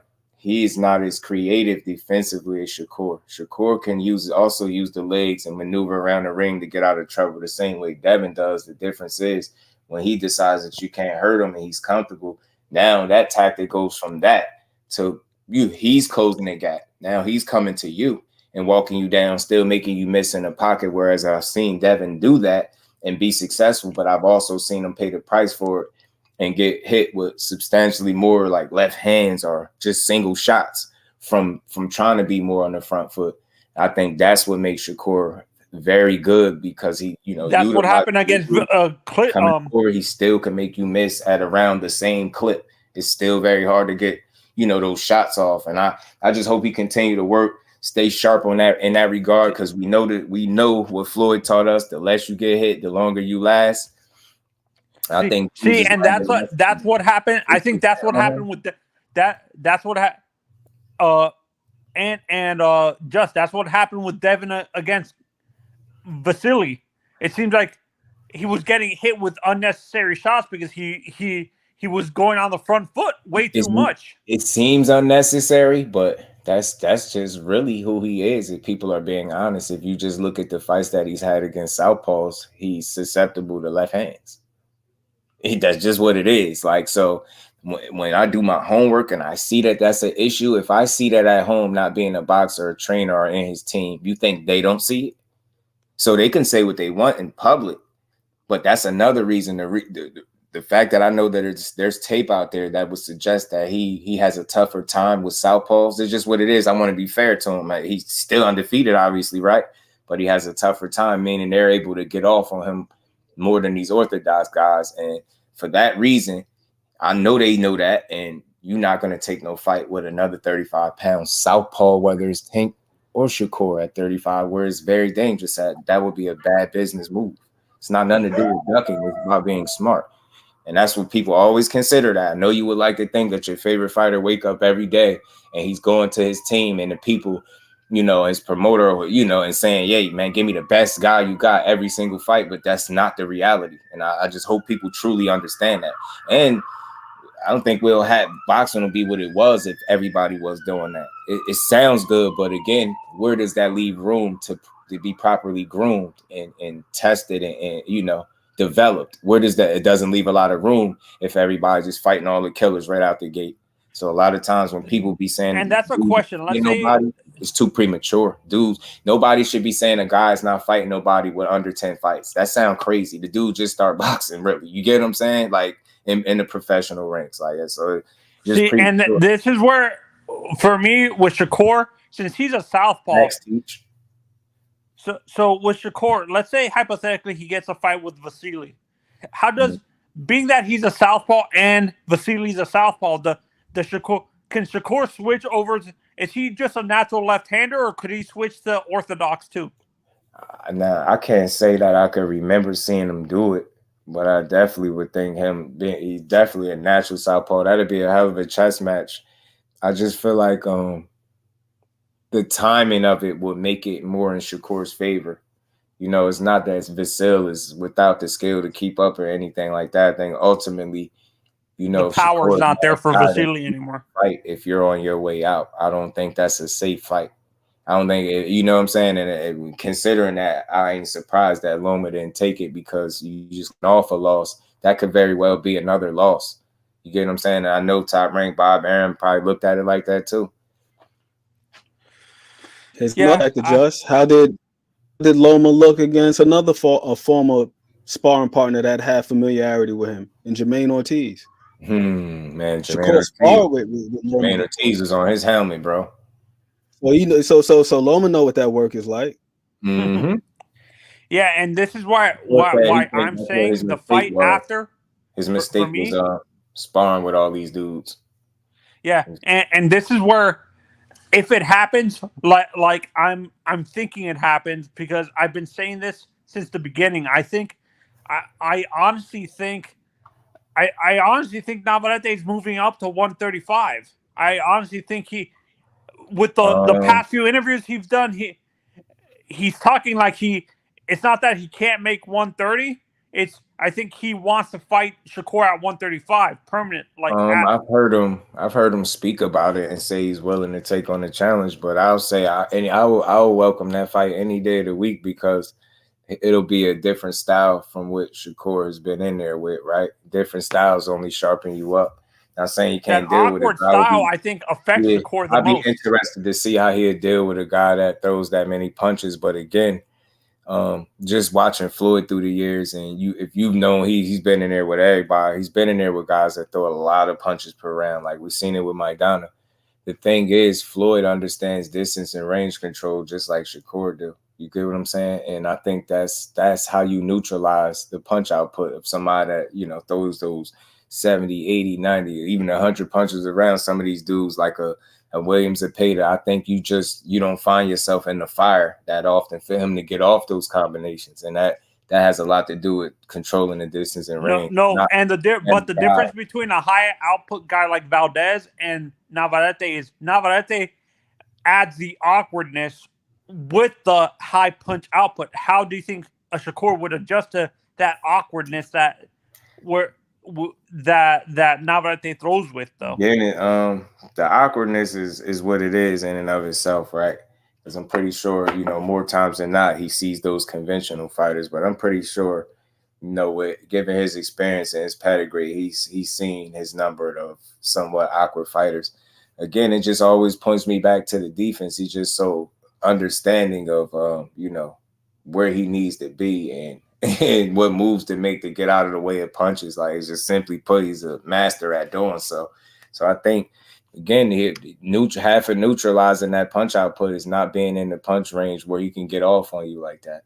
And he's really, that's what would somewhat make me comfortable, because if he can stay the course and control range as he typically does, then he'll be okay. You get what I'm saying? A guy can't get off those kind of punches if you're not in his radius where he could, And do you think people underestimate his boxing skill, Navarrete's boxing skills? New era boxing. What's good with it, Brody? How you feeling? I think they underestimate his boxing. I think they know it is what it is, but I think it's not really underestimation. It's more so an observation where we understand what the offense of Navarrete is, right? He can be awkward, unorthodox, throwing them punches on weird angles, but he and throwing so many punches, having that high volume, he also leaves himself open defensively.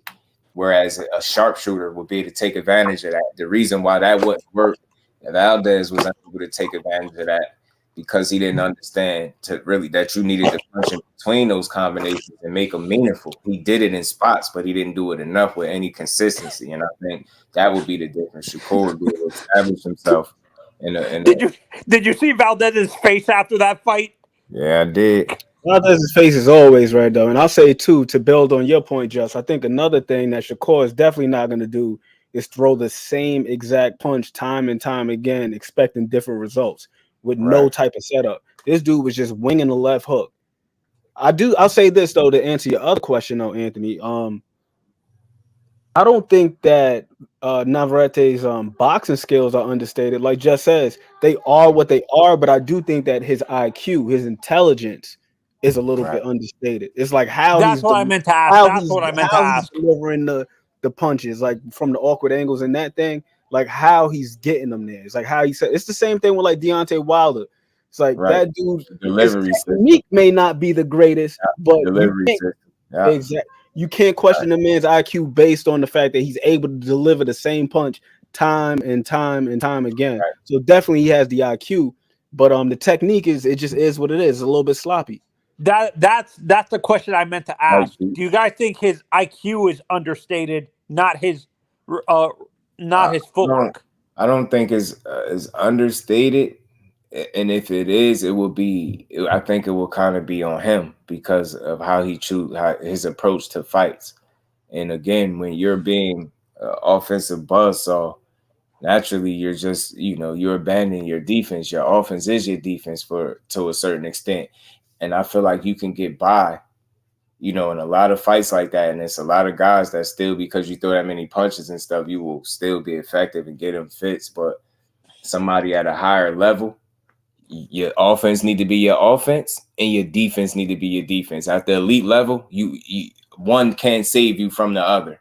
I believe. At the highest level, I think you need to be able to establish yourself offensively as well as defensively. I don't think you have the same luxury at the elite level to rely on, your offense getting you out of trouble and being your defense for you. I really think you gotta really be able to establish the two at the elite level. I think, levels under that and below that, you might can make some stuff shake and still be successful. But I think ultimately the elite level where all these dudes, either are campaigning at or looking to campaign at, you need to be well-rounded. Like you don't want to go into no fight, I believe, at the top level and have to rely on either your defense being somewhat of an offense or vice versa, right? Like you hear that your offense is your defense. I just think that would be to his detriment at the elite level. You need to be I can't remember. I think it was Bill Walsh or Don Shula that said your greatest offense is your defense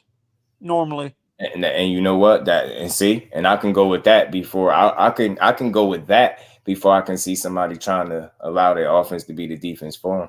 You get what I'm saying? Because it simply comes back to the less you get hit, the longer you last. You get what I'm saying? Unless your chin ain't on nothing, as soon as you get hit, you get what I'm saying? You toppling over. But if that's not the case, then yeah, man, I just truly believe the more punches you take, your chin starts degrading. I just think you deteriorate over time because the human face, chin, and all that ain't built. I think I noticed that with Canelo. It seems like his chin is starting to deteriorate with the amount of punishment he's been taking his career and stuff like that. Have you noticed that with him? You say he's been taking more punches?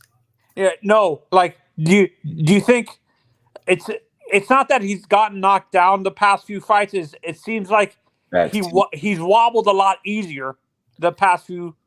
You saying Canelo? Yeah, again, remember Bivol when Bivol hit him? It seemed like he was wobbling like hit. I think what you seen was Bivol, like it got to a certain point in that fight where Bivol started to impose his will. And when you seen that, him being a naturally bigger guy, you started seeing that take effect. And even without him being the biggest puncher, he still, with the weight advantage, the size advantage, still was able to, gain a significant amount of respect from Canelo. And when you started seeing him stringing them combinations together, that's where you probably feel like, he knocking them all balanced. But I don't think it's a matter of him being hurt in that fight. I just think he was being outboxed, outclassed, and that's the way the fight looked. But it's hard to hurt that dude. He's very hard to hurt. And it's crazy. The only time all them fights he had, the only fight I seen where he got hurt was when that man was about 19 years old and he's fighting Miguel Cotto's brother. He got hurt in that fight. He had the heavy legs. What was his brother's name again? Miguel's brother? Let me pull him up. He had the heavy legs. I seen him shake it off, man, and he commenced to beating this dude's ass and stopped him, and then beat his brother later on in his career. It's crazy. This dude beat up a pair of brothers. Is wild. This dude beat both Cottos up. Yeah, for me, I think the more realistic fight I want to see Navarrete versus Shakur, but I think the more realistic fight is gonna be him versus Luis Alberto Lopez at 130. Luis Alberto Lopez won fights with Robisi and Monster Inoue, I believe. Wait, is Luis at 130 or 126? That 126 he should be because he just fought. Who's the champions at 130? Oshaki, I believe, has the belt there, right?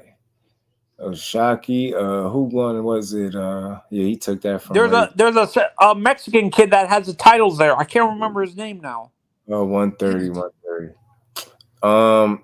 Hector Luis Garcia, I believe, has a title there. Yeah, that's what I meant to say. How about him versus Hector? Who versus Hector? Navarrete. Listen, they all cool fights if they can make them. Again, Hector Garcia, the problem that he's gonna run into is activity, man. Dude is throw a lot of punches, bro, and you really got to be defensively switched on. and really have a bag defensively to deal with that, to neutralize and navigate through the rounds with guys that's able to throw that many punches, man. It get crazy for you. His name was Jose Miguel Cotto.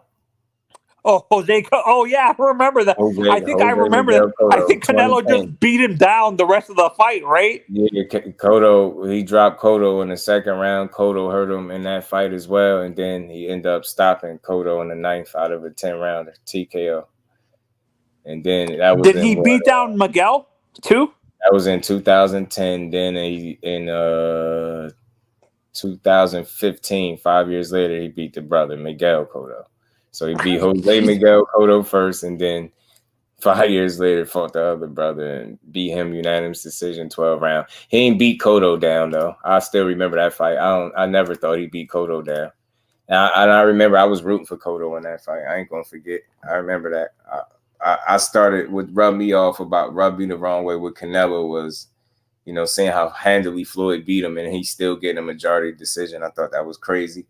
And then I seen Lara fight him as well, and I could have swore the punch stat numbers was like Canelo landed like 23 shots to the head or something like that, something wild. And I'm like, that's in 12 rounds of work, bro. How do you win a fight with body shots? I just didn't see it. I felt like Lara embarrassed him, and he knew it. And if you look at the look on his face after the Lara fight and screenshot it, and then go look at his face at the end, and I ain't talking about looking for damage. I'm saying look at the look on his face, and then look how he looked scared. Like he knew undeniably before they even read any scorecard that he lost to Floyd when the fight was over. He had a very, very similar look against Erislandy Lara. Like he couldn't have told me that he felt like he won for sure. Like he just didn't. Wait, when you say look on his face, did he look scared or something? No. He looked defeated, is what I'm saying. He looked defeated. You could see it. Like if you go look at how he looked when Floyd beat him, like I always say, he looked like he was borderline ready to cry, and it was telling him, no, keep your head up. You're a champion. Hold your head up. Like he had that look, like he knew he lost, and he had a very similar look against Lara. And I'll never forget how clean, like the best punch, I still remember to this day, the best punch, Canelo Alvarez, single punch that he landed in the fight was, I know it was an uppercut. It could have been a left uppercut. I'm not for sure on that. No, but I think I know the punch. It was a right hook. It was a right hook. He split the guard. No, uppercut. He split the guard, and because Lara tried to block and tuck down, and he split the guard and cut him with the uppercut, and that opened up the cut on Lara. I still remember he took the little jog around the ring a little bit, and I'm like, damn, I see him bleed. And I'm like, I'm thinking like Canelo about to take advantage now because he bleeding. No, sir. Lara took a little second, got himself together, and he went right back to it. He was hitting ones and twos, knocking Canelo head back. I'll never forget. He was Pez dispenser in this dude. The only thing that, people was trying to knock Lara for was the excessive movement, but he had a job to do. He said he was going to embarrass him. He was going to make you miss a lot. He did. He did that. Canelo's best work was to the body. The best single punch he landed, I'm telling you, was an uppercut. He split the guard and he cut his eye. I'll never forget it. Split the guard, cut the eye. And I was like, outside of that, and the body work that I think some of that is, debatable because Lara was tucking them elbows down and catching some of that. He wasn't landing all that flush. And I'm like, still to this day, I've never seen a fighter win a fight landing that few headshots in a 12-round fight. I've never seen it. Like land 23 shots to the head in 12 rounds. That's like less than 2 punches to the head per round, bro. That's crazy. So just is this genetics when it comes to fighters? Because I've noticed with like a guy like Lara and Ugas, when they get hit, they cut up really bad. Like they cut up, no matter who hits them. It seems like their face gets cut up really bad. Is that genetics, or is that just like the lack of defense? I think some dudes just get cut easy because one thing about Lara, he was known to have pretty good defense. That Cuban style, he ain't the easiest guy to hit either. But you could catch him. He would give you those opportunities. Like you seen that with when he fought Fredo Angulo back in the day, and Angulo was the first one to sit him on his ass twice. Sat Lara on his ass, but that's how you knew Lara was cut a little bit different. As the typical Angulo opponent that get put down and shit like that, they're gonna get stopped. Yep. No, he ended up stopping. He was knocking guys out at that point, man. He was knocking guys out. And another thing too, to build on your point, just as far as some guys just having skin that cuts easy, it also could be an issue of scar tissue. Like if you got cut in the past, you got scar tissue built up in a certain spot, then that one spot is typically susceptible to breaking. Yeah. True. Some guys bleed in the same spot over and over again every single time. Like my guy J-Rock. If you look at Julian Williams, he got a lot of scar tissue around his eyes. Every time he bleeds, it's around the same spot. Right. Yeah, that's where Valdez is like that too. Valdez cuts up really easily for some reason. Oscar Valdez. His face is beat red damn near every fight, it seemed like. David Benavidez. Ryan Garcia's like that too. Ryan gets cut up really easily. I'm hearing, bro just tagged me in a post. He's saying David Benavidez versus Boo Andre in November. So, yeah, November 24th, if I'm not mistaken. I saw. So hopefully we get the one issue with that fight. I've been saying this since that fight's been announced. He's supposed to be back as well, man. KO, what's good with it, bro? Yo, KO. Yo, y'all hear me good? What's happening? You already know what's happening with it, my brother. Chilling, man. What's good with y'all? Salute to everybody. We was just in here, talking about what fighters get cut up the worst. Wrapping up the chat. What's up with it, KO? What's been going on? What's new? Did I miss anything? Nah, man. Nah, you ain't missed nothing. I'm chilling, bro. I seen you were live. I just got out work. I ain't know how much longer you were gonna be on here. I had to come through and just say what's up. Kick it for as long as I got to catch one of your panels too, man. But I ain't man, gonna lie. It's a little. It get a little hostile up there, man. Yeah, I already know. But I'll be in the cut listening to you cook as usual, man. I'll be listening, but I still gotta come up there though. Still got to come up there. Yeah, well, you welcome whenever, bro. You welcome whenever. What y'all up here talking about, man? Now we was just running it down. We was toward the end, but we was speaking on Canelo and nah, we ain't gotta go nowhere, but we was just speaking on Canelo and some of his journey and some of his past fights. Like that. Canelo is crazy because he can fight. He's a good fighter. He can fight. It's one of those things where when you don't first of all when you pop dirty, but other than that, if we just take all that out the way of him popping dirty and all that shit, the problem is, bro, he don't care about what we ask him for, bro. Right. Like whatever we ask him for, he rarely gonna give you what you ask him for when you ask him for it. Like, yeah, he fought Triple G, but we had to ask him to fight him for years, bro. Hate you all day. You know what I'm saying? Now he's finally fighting Charlo, one of the Charlos, but we had to ask him for years, bro. And then now with David Benavidez, we've been asking for a couple years for that shit. So that's the problem. Then we do the catch weights, the rehydrations, and all brought that up too. And I know this don't really mean nothing, but he did put it out there, and I know this already been the case. Suliman spoke about making Benavidez like the mandatory or whatever to Canelo, but ain't that been the case for the longest? Like for the longest. Get a shot at him. I just don't know if he'll ever get a shot. How many people have mandatories through the WC with him? How many from every weight class? How many? I know it don't really hold no weight at this point. I think they just throw it out there to give people that same hope and just I hate that about boxing, bro. Like the thought that people been more heavily entertaining Crawford potentially fighting Canelo over Benavidez is wild to me. I don't care what nobody say now. I'm not against seeing Crawford chasing greatness if that's what you want to do, but damn it, man. You got this dude sitting right there chomping at the bit. I just need to see that fight. I need to see if I'm watching this the right way. I think stylistically, Benavidez would be a headache for Canelo. I think his best option would be to knock that young man out. That's me. I don't know if he'll. The problem with would he? Y'all see how you talk about somebody? Why y'all see that fight going since trying to avoid it? He doesn't want to give the young guns a chance. That's what it is. The problem that I have. the problem that I have with everything that you just said, bro, is why, like, I don't understand why people try to push back when I tell you guys shit like the belts don't matter and shit, and people like everybody can agree that David Benavidez's mandatory position don't mean shit, bro.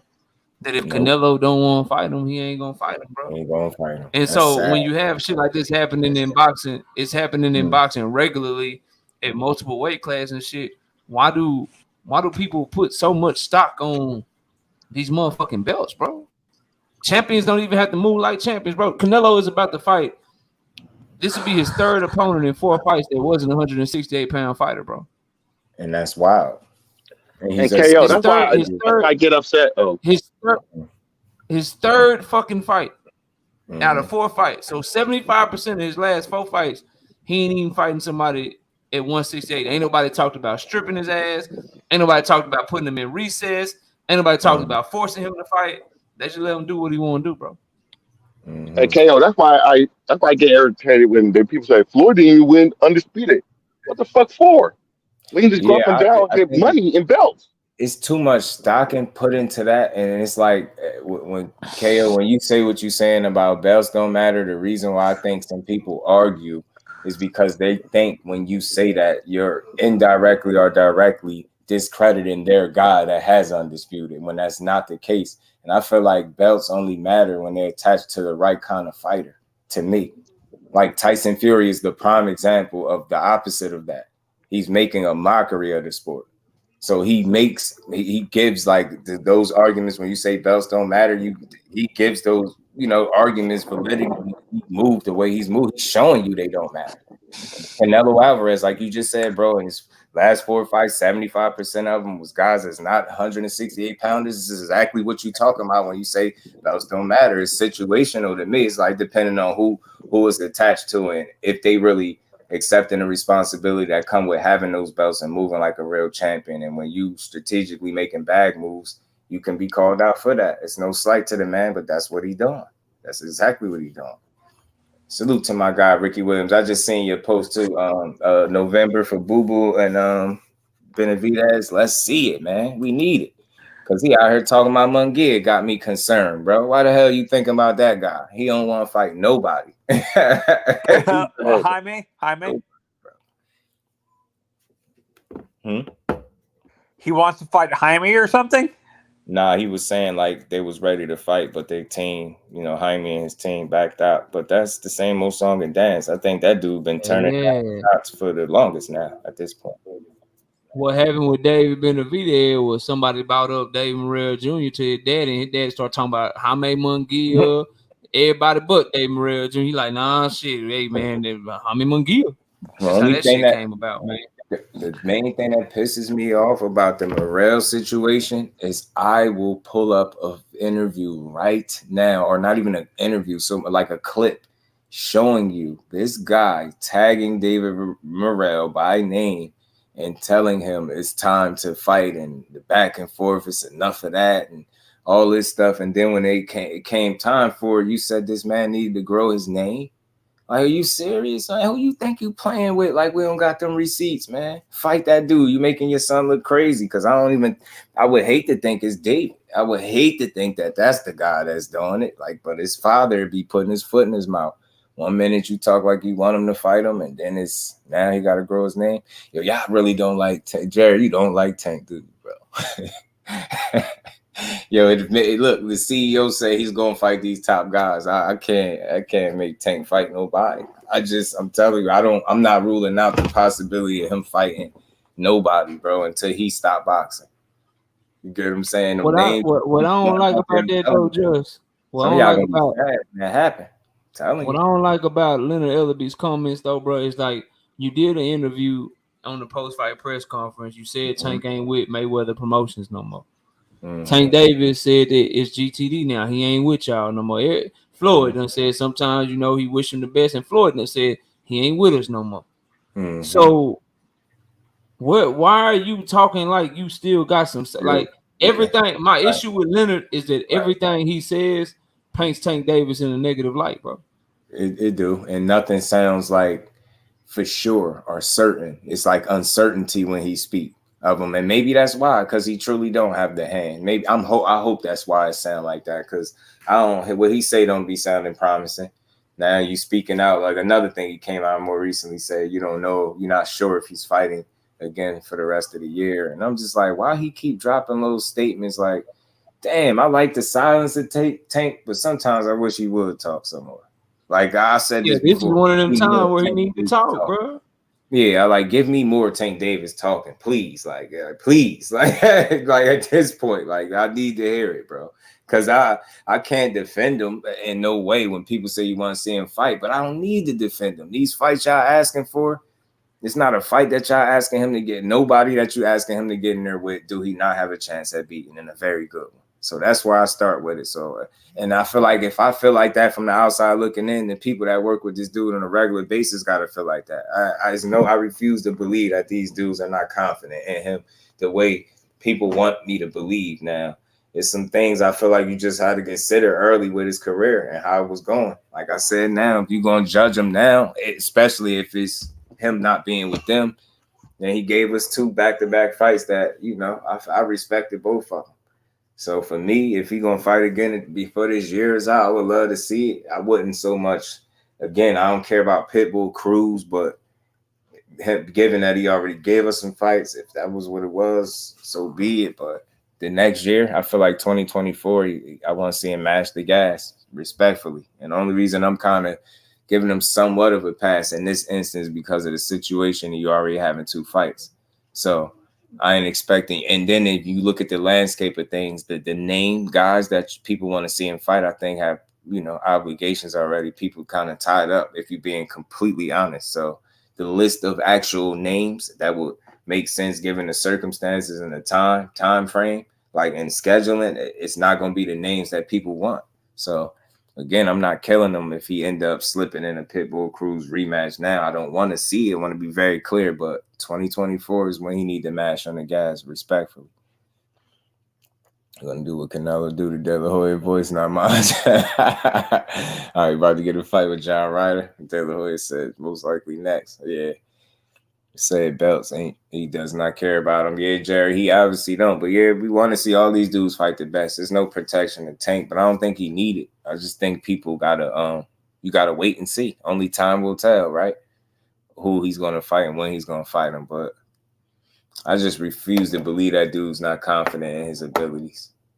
You know what I'm saying? So, but I also do try to consider that the business side of things, like they're gonna try to they're gonna make money with Tank. You get what I'm saying? They're gonna make him a lot of money and they're gonna make money off him. So I think that's something you gotta consider, but it's gonna come a point where I believe that point is coming now where you kind of need to be more assertive in your career and be more forthcoming with the people that you're trying to fight. You know what I mean, that's just only being real to the people. And again, the biggest issue is you know, when you're a pay-per-view star and they building you as that, just think about something, y'all. The only way we can see you fight is if we either buy your pay-per-view or go to the fight live. There's no watching Tank Davis no other way unless you're going to steal the fight, and we ain't doing that, right? Because we supporters of the sport. So the thing is with that, when you're being built as a pay-per-view star, people have to pay their money to see you perform, right? So I think it's a responsibility that comes with that. You get what I'm saying? More so than being a champion. Like, because you're a champion and you still fighting on free TV and it's not pay-per-view, right? Then it's just not, it's not the same. It just don't hit exactly the same. You still expect that champion to move accordingly, but it's just different when the only way we can see you perform is if we pay our dollar. So again, there's a responsibility that comes with that to give us the best possible opponents and matchups for our buck. And that's only fair. That's to the people that you expect and want to continue to support you. So at 28 years old, I think he'll be 29. I don't think he's 29 just yet. But yeah, you need to, you know, just be a little more assertive and make these fights, because it's not a damn fight that people asking you to take that I don't think he can win for real, realistically. So if I'm being more about all those pay-per-views, I feel you on his biggest fans, but enough is enough. Yeah, I get you, bro. You just want to see him in there with the guys, bro. I get it. Nothing wrong with that. It's a little frustrating when you don't get to see it. I get it. But you just got to, it's one of them situations where I really think when you talking about a Tank Davis, you not only speak on the kind of money and revenue that he's bringing in, but you have to consider that and know that the powers that be and the people that are working with him are considering that when they're making fights. They're not just, it's not just all about him fighting the most dangerous guy, right? They're trying to make money because they're seeing it as a business as well. And I think that way of thinking has, you know, been the reason for some of these fights not being made at the time where we wanted to see him. But at the very same time, he's also positioned himself where, you know, taking these type of fights might be even more lucrative than you think now, because he's to the point where it seems like it doesn't matter who he fight, he's going to do great numbers. So why not go out with legacy, making great numbers, good money, and fighting the guys that people truly want to see you fight, right? There's nothing wrong with that. No, nobody that's not being a hater of him, that if you said that to his face, he'll understand that. As a fighter, we want to see you in there with the best because we feel like you're one of the best that boxing got to offer. And how do you solidify and prove that? Without a doubt, you get in there and beat these guys that people want to see you fight. That's always, as a paying customer, Jerry, you're never going to be wrong for asking for that, bro. You're never going to be wrong. I'm here to tell you, you're never going to be wrong for asking for, you know, your money's worth and or the best fighting the best, right? So ain't nothing wrong with it. Salute to everybody in the building. And Ryan Garcia, y'all, is supposed to be returning around November 18th, I think they're saying. And the leading candidate is this kid, Oscar Duarte. So be looking out for that as a potential opponent for him returning. But they're saying November, and I seen November 18th today. So Ryan Garcia will be back in the ring. And y'all stay tuned, man. Tune in. I think everybody should tune in definitely for sure for this Charlo Canelo fight, because that undercard is on fire. Like I think that's one of the best pay-per-view undercards we got in quite a while. If you just look at the entirety of the undercard, they got a lot of hitters on there. So it's a lot of good fights on that undercard. The whole undercard on fire. And it's definitely worth the money already. They shaping that thing out nice. They shaped it out nice. They filled the undercard out very well. So it's definitely going to be worth it, man. Making money hampering his legacy. True. People say he's one of his biggest fighters, but yeah, best fighters, but yeah, shower. Exactly a fact. I don't know what you're watching, bro. Go look at Tank's pay-per-view numbers. Horrible. Only good one was Garcia. I don't think look, I think in the time we living in, bro, like, I don't know if you can say horrible, right? You get what I'm saying? Because we clearly know the money that he generates is what I'm saying. So it's not so much just the numbers alone, right? It's the revenues, the focal point, Jerry. You get what I'm saying? The numbers, I get what you're saying. The numbers could be what they are, right? It is what it is with that. But at the end of the day, the number that matters is, you know, that money that he's bringing in as just a fighter that put asses in seats and just generate a lot of revenues. We all know that about Tank, right? So, you know what I mean? It just is what it is. So they always consider that stuff in business side of it. Showbox fight, just do tonight, or pro box, right? Tonight. You talking about tonight, right? Teach Harley was good with it. Reason to continue to hold the titles because it allows him leverage wherever he decides to go. He has a better chance of getting fights with belts than without them. Yeah, that's true. That's true, Harley. I give Bud a shot. They gave each other a shot. They needed each other. I mean, listen, it's no mistake about it. It's like at the end of the day, you're right. They both had to give each other a shot because they both had something that the other wanted. So that is true. But I guess at the end of the day, when it comes to that, people just feel like, you know, one guy pushed for it harder. That's all. You know what I mean? It's not only a benefit of Bud, but Spence too. Yeah, for sure. For sure, bro. For sure. So I didn't, and I don't know where you got that from. I ain't say only one gave him a shot. It is what it is, man. I'm glad the fight happened. I'm glad it's over with. I'm ready to be done with that chapter anyway and see what else these dudes got left in their careers to be great with besides that fight. You know what I mean? I think they got more to accomplish on both sides. So we'll see. But salute to Harley. Appreciate you pulling up, man. Y'all make sure y'all smash the like button, sub to the channel, man. We just wrapping up in here, man. So again, y'all stay tuned. You know, it is a pro box card. Tonight, I believe it is, right? Tonight, pro box, and then Saturday you got the Joe Joyce and Big Bang Zhang rematch, and you got Richardson, Hitchens, and Zepeda fighting as well.